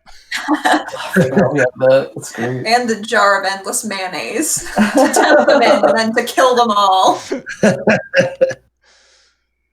Nice. Very cool. How endless is this mayonnaise? I think it's 5 gallons a day or something crazy. My You can get a lot. goodness. There is a limit per day. It's not endless, but Well, I mean, Yeah, one more day. it's like when you get a lifetime supply of something, right? if Like, you'd only eat 5 gallons of hamburgers a day from this participating Red Robin. oh, Oh my god. It's very specific, I know. 5 gallons Oh, of hamburger. God. For the Good rest Lord. of your life, all the whole week of it. It's like the Olive Garden unlimited pasta pass. But Oh my for gosh. mayonnaise. But for burgers. Oh, Almost as bad as the tobacco companies with killing their customers, right? By the way, Kobus, you have get inspiration for that. Oh, thank you. Very cool. I can go next if nobody else wants to jump in. I had the King of Spades, so I will also be Spades. I think I'm going to do downtime for this. The character spends time alone in quiet contemplation. So I think it's one of the nights of the trip. Yuri is sitting up on, near the... Is the prow the front, or is that the stern? Oh, I never remember. He's near the front of the boat. Yeah, I think one of them is used to describe the direction. Like if it's in front of the boat, it's towards the prow, but it's either bow or prow. Stern is back though. Okay, gotcha. So yeah, he's at the front of the boat, and he's sitting up on the railing, leaning against something, and just looking out over the water. Maybe it's after the storm has passed, and they're in a more peaceful part of the journey, and the stars are bright overhead, glinting off the water. And he's holding these platinum wedding bands between his fingers and looking at them in the starlight, thinking about the conversation that they had with Cyanwrath. The words they exchanged and how he said he did it out of arrogance and they let him live it out of weakness, and then Yuri declared that they were also arrogant, and just going over that conversation, but also wondering, if they were willing to bury Frulam's body, why didn't he also give him back these wedding rings, which probably would have meant a whole lot more to him. And me, as the player, realizing there's a mechanical benefit to it, but Yuri maybe not understanding why he decided to hang on to this keepsake, but maybe as a memory that even beautiful and pure things like love can be twisted in dark times of war like this, and that even their enemies are also human. Yeah, I think it's cool how the group as a whole just related a little bit to Cyanwrath, because at first he was just kind of a jerk, but as more came out, it just made it was just neat to see how you guys started saying, well, I can kind of understand that. Yeah, I've been It's like that bit in Brooklyn Nine-Nine when Jake's like, cool motive, still murder. Yeah, I did it for love, man. I've been in plenty of other groups that were like, nope, put a sword in him. Yeah. Bad guy, kill him. He's not coming back to bite us in the ass. Yeah. So yeah, Yuri sits on the boat, and maybe he's looking up at the stars and the moon through one of these wedding bands as he's turning it over. And there's a glint of light out of the corner of his vision, and he looks out over the water. And there's like this spectral form of the stag running alongside the boat for a moment, twinkling in the starlight. And he just sort of sits there in awe watching it, and then it starts to drift off into the darkness before disappearing. And I just wanted to tie that into Yuri knows Find Steed now as a paladin. So he can cast Find Steed to summon himself. I'll just put it out here so everybody can see it. Find Steed. Is your steed a spectral elk? Yes. Oh my gosh, that's cool. Wow. You summon a spirit that assumes the form of an unusually intelligent, strong, and loyal creature. A pony, a warhorse, pony, camel, an elk, or mastiff. So I went with elk. It appears celestial in nature. I kind of imagine that its body is definitely stag-like, but that its antlers are sort of like constellations, where along the points of it are glowing bits of light. So at night it looks like it's constellation. And that it has like the same golden fire that sometimes surrounds Yuri's on its hooves as it runs. So cool. And that it disappears into the night, and he takes that as a sign that they did the right thing and that he's still a good person. Yeah, Yuri's a good person. The crow, you just hear a crow's caw from up above. You can't see it in the dark, but you know he's there. Don't ruin this for me!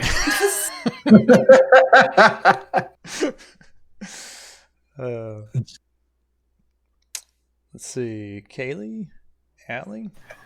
I also got spades. Man, we're the spades crew. Straight We flush, are. straight flush. What did Allie get? I got hearts. Oh, Sorry, they could have been Did all you get- spades. Did you get the Ace of Hearts? Because that would tie in nicely with your photo.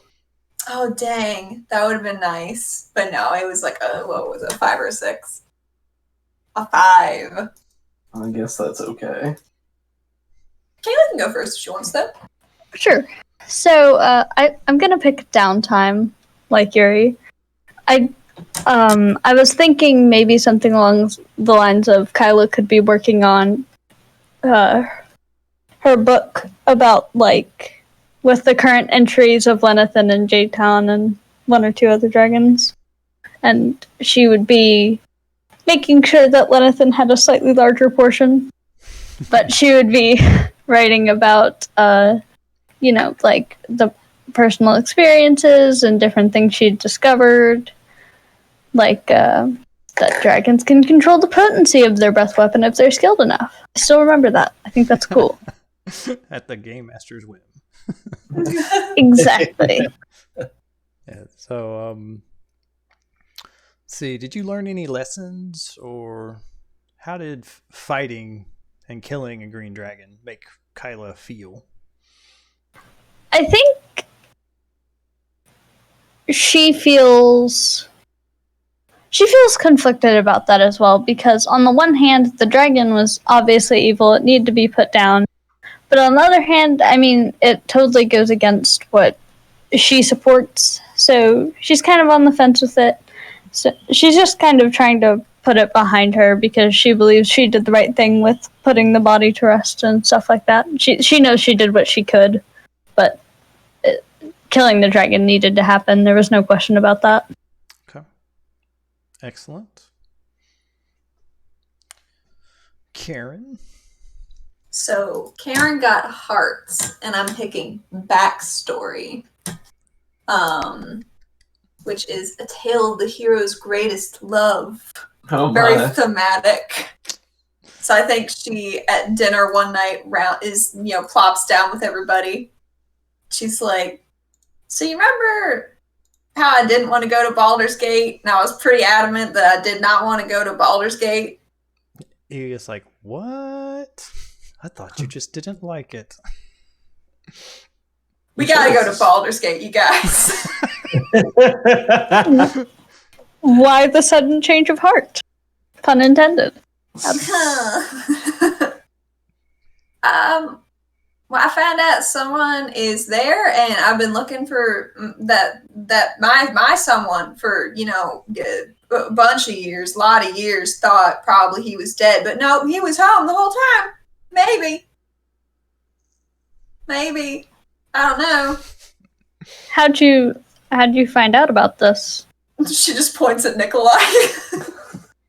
Maybe at the same table. He's like cutting into some piece of dried meat. And he looks up. Oh yes, I helped her with it. She was looking for him, so I help her find him. She just nods, keeps nodding. I am extremely wanted within the gates of Balder, if you get what I'm saying. It's not going to be good. Why are you wanted? I was kind of a conscript for the militia force there, and I left. Ugg says, "Is there a reward?" Ugg, I swear, I will dunk you in the water. I hope you can swim. Like a stone. Me too. The payload moves like a stone.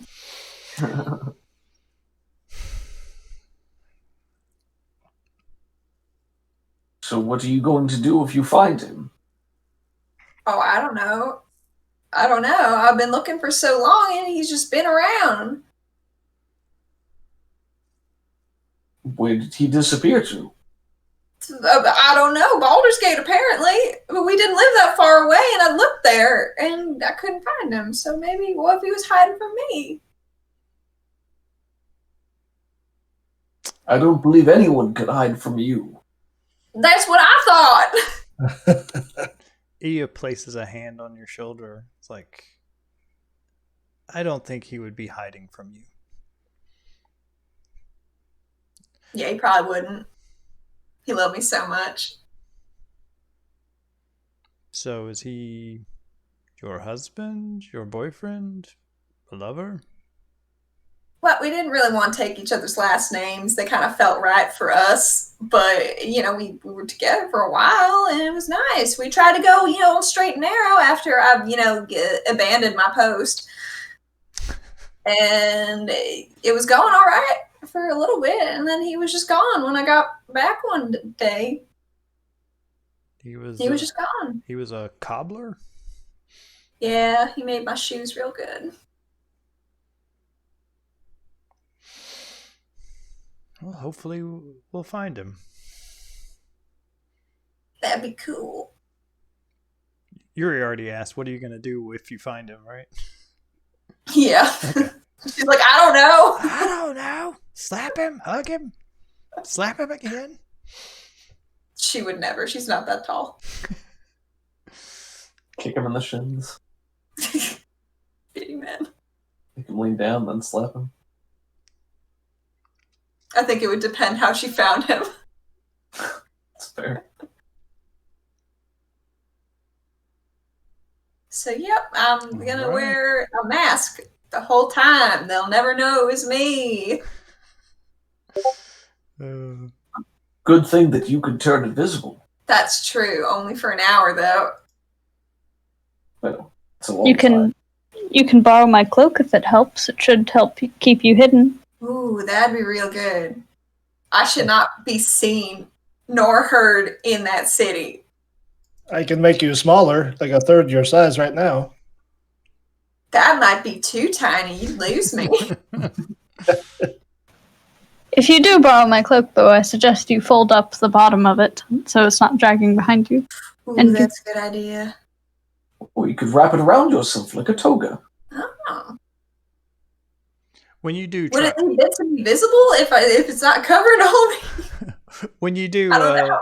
when you do try on her cloak, it magically adjusts to fit your size, actually. Nice. Whoa, that is so cool. I'm just gonna hide on one of your backs this whole time so nobody finds me. Now I can't leave footprints. Because that's happened before. So, you said you abandoned your post and that's why you're wanted. Why would you be so worried that everyone would recognize you? And this was years ago, why would anyone realize that it was you? Well, I was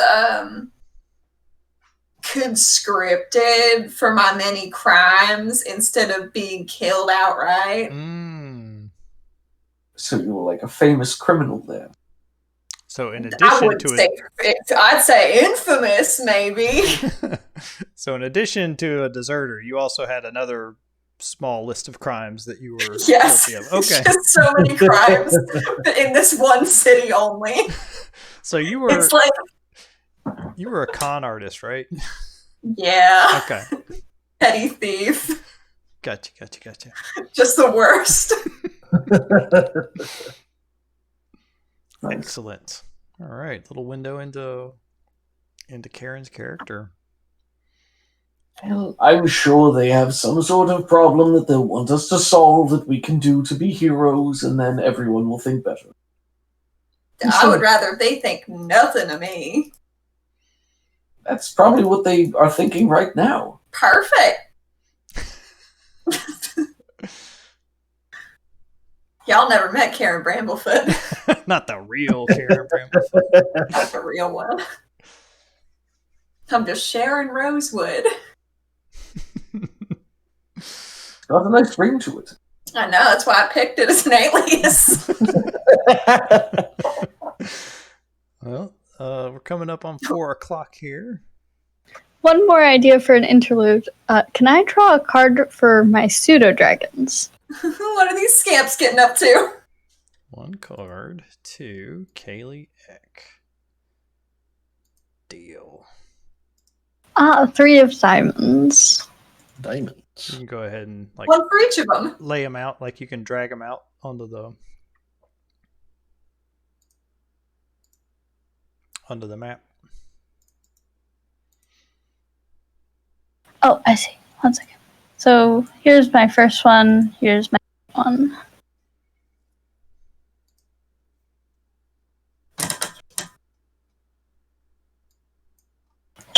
Just give me a minute to look at these. Oh, we're over here.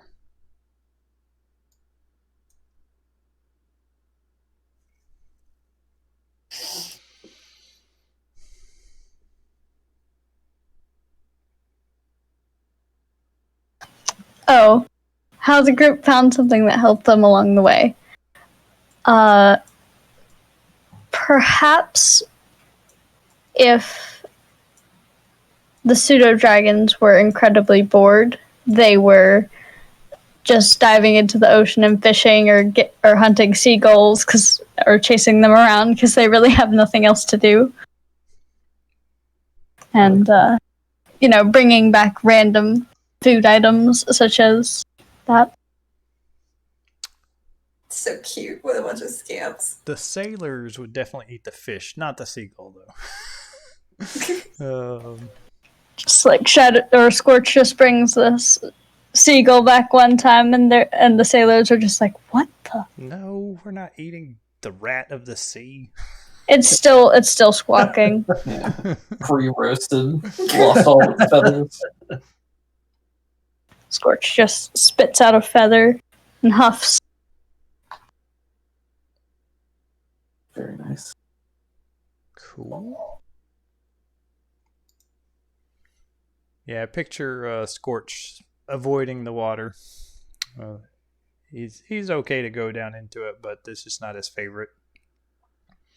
But the black dragon and the blue dragon don't have any aversion to it. And they have a little contest about who can catch the most fish. Oh, yeah.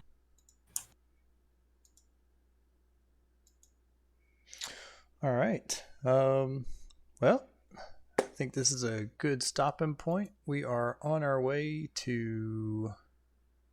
Where are we at? We made it a few days in our journey. Don't know why you think that you're going to be attacked in this boat.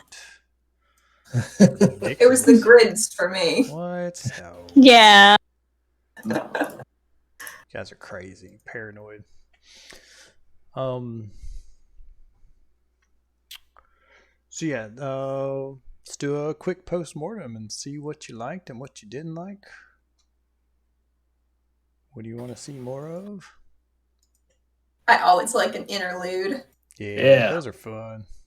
They are. I love those. Adequately got to shame a noble for trying to, get one over on the whole city. Mhm. Felt good. Those con artists, man, you can't trust them. Nah. Go ahead. No, you go ahead. Oh, I was just saying that something I would like to bring it up is that I feel like when random NPCs were talking to us, nobody really answered the questions. Sometimes. I just noticed it happened a little bit more often this session, and Well, I think probably what happened is Doug usually is boisterous and talks, but the Nikolai interactions, don't let me speak for you, Doug, but I thought like that was the Kyla interaction because you're both dragon scholars and he's kind of your nemesis, so he didn't want to answer for you, and then you go wait. Yeah, I never want to answer on behalf of somebody else, and while I can be boisterous, and Yuri is definitely boisterous, I'm trying to make sure that I am not always the one who's answering for the party in any situation, and that everybody gets their chance to speak and have input, so I'm also trying to take a back step in terms of the group dynamic. Yeah, I just felt like Kyla was doing a lot of talking because I wanted other people to also talk. Okay. I think it worked out I really can well. be a little chattier, but I didn't want to interrupt your Nikolai time. I think so. It was something I wanted to bring up. That's all. Cool. It wasn't a problem or anything. It's just something I noticed. I kind of purposely have Kobus as kind of a background character just because I wanted to be more of the support, and he's very loosey-goosey and goes with the flow. I liked how you guys came up with your own goals in the bar fight. Started out with Kobus just saying, "All right, you threw a drink in my face. Now what?" That was really cool. Everybody should have got inspiration for the interlude, and Kobus, I'd like to go ahead and give you one more retroactive inspiration. Wow. Thank you. Well earned. Wow. That was a fun scene, though, with the pond and the levitation. And Yeah. Yeah, that was a great scene. I liked everything about that scene, both from the levels of intricacy with the different tracks and the ways that we could have approached it. I thought that was really cool. I enjoyed that it was a more lighthearted scene, after we had a session of dire tidings or two and, a lot of stuff happening. So the dice rolls were definitely in our favor and created a more comical scene because of how easily we were able to trounce them in various ways. But Trounce was the word I was going to use. it could have gone very differently, but it was a cool scene, and I think that everybody had a couple of nice moments in it. So I thought that was a lot of fun. I did the short version instead of like not a knockdown, drag out legit fight because I thought it would take less time, but that wound up taking like an hour and a half by itself, pretty much. So it felt like it was starting to drag a little bit, but overall, I really enjoyed it, and I think you guys had some cool ideas. The mystery bar that was spelling out was just for how much people were messing with the pond, right? Messing with the pond, damaging the bar, and it was just pissing the bartender off more and more and more until they're that's enough. That's really good. Yeah, I wasn't. I think it probably started to drag a little bit towards the end, but I like that because we didn't approach it as a traditional combat. I think it gave everybody a different mindset with how we were able to approach the situations and not treat it like a mechanical fight. So I appreciated the different approach from the get-go, and I think that certainly changed it. It would have been. I liked that because I was going to be happy either way. If like you guys beat up them or they beat up you, or if you guys got arrested, all of that would have been great. And I just wanted to see where it went because I think if you guys would have got arrested and stuck into the cell next to Cyanwrath, that would have been a fun time. Then it would have had bars. Yeah. Very true. And that was pretty funny too, though, that the dragon's daggers were right next to Cyanwrath. We got like two possible dynamics going on with that group. Now they have to go and bury Frulam's body as community service. That's hilarious. Yeah, they're gonna be so angry when they finally catch back up with us. Yep. If they ever do. That's true. They Got still a have pretty the good key. lead. They're gonna get to Baldur's Gate and see posters of Karen, and they're like, ah! So I also liked learning a lot about Karen's backstory. I knew some of that stuff, but it was kind of neat. I keep it in my pocket till it was relevant. Yeah, that's good stuff. Just desperately trying to be a better person. I like how Nikolai's going back home, and you wanted to raid his lab, but now I don't know if that's going to happen. I think Nikolai and Karen are going to be friends. Yeah. Guys, maybe we shouldn't. Drinking buddies. We just need him to share his garage door key code with you, and then you'll tell the rest of us. Get into his tower. You're like, Karen, what was that code again? She's like, 1, 2, 3, 4. Why? You said it'd be cool if I brought some people over, right? Because that's what I did. Here, we made you a sandwich. It's made out of dragons. You do not want to eat it. Yeah. All right. Well, I guess that's everything. I'm going to shut down the stream here. Thanks for watching, everybody. Yes. See you in 2 weeks. See ya. See ya. Yep, bye-bye.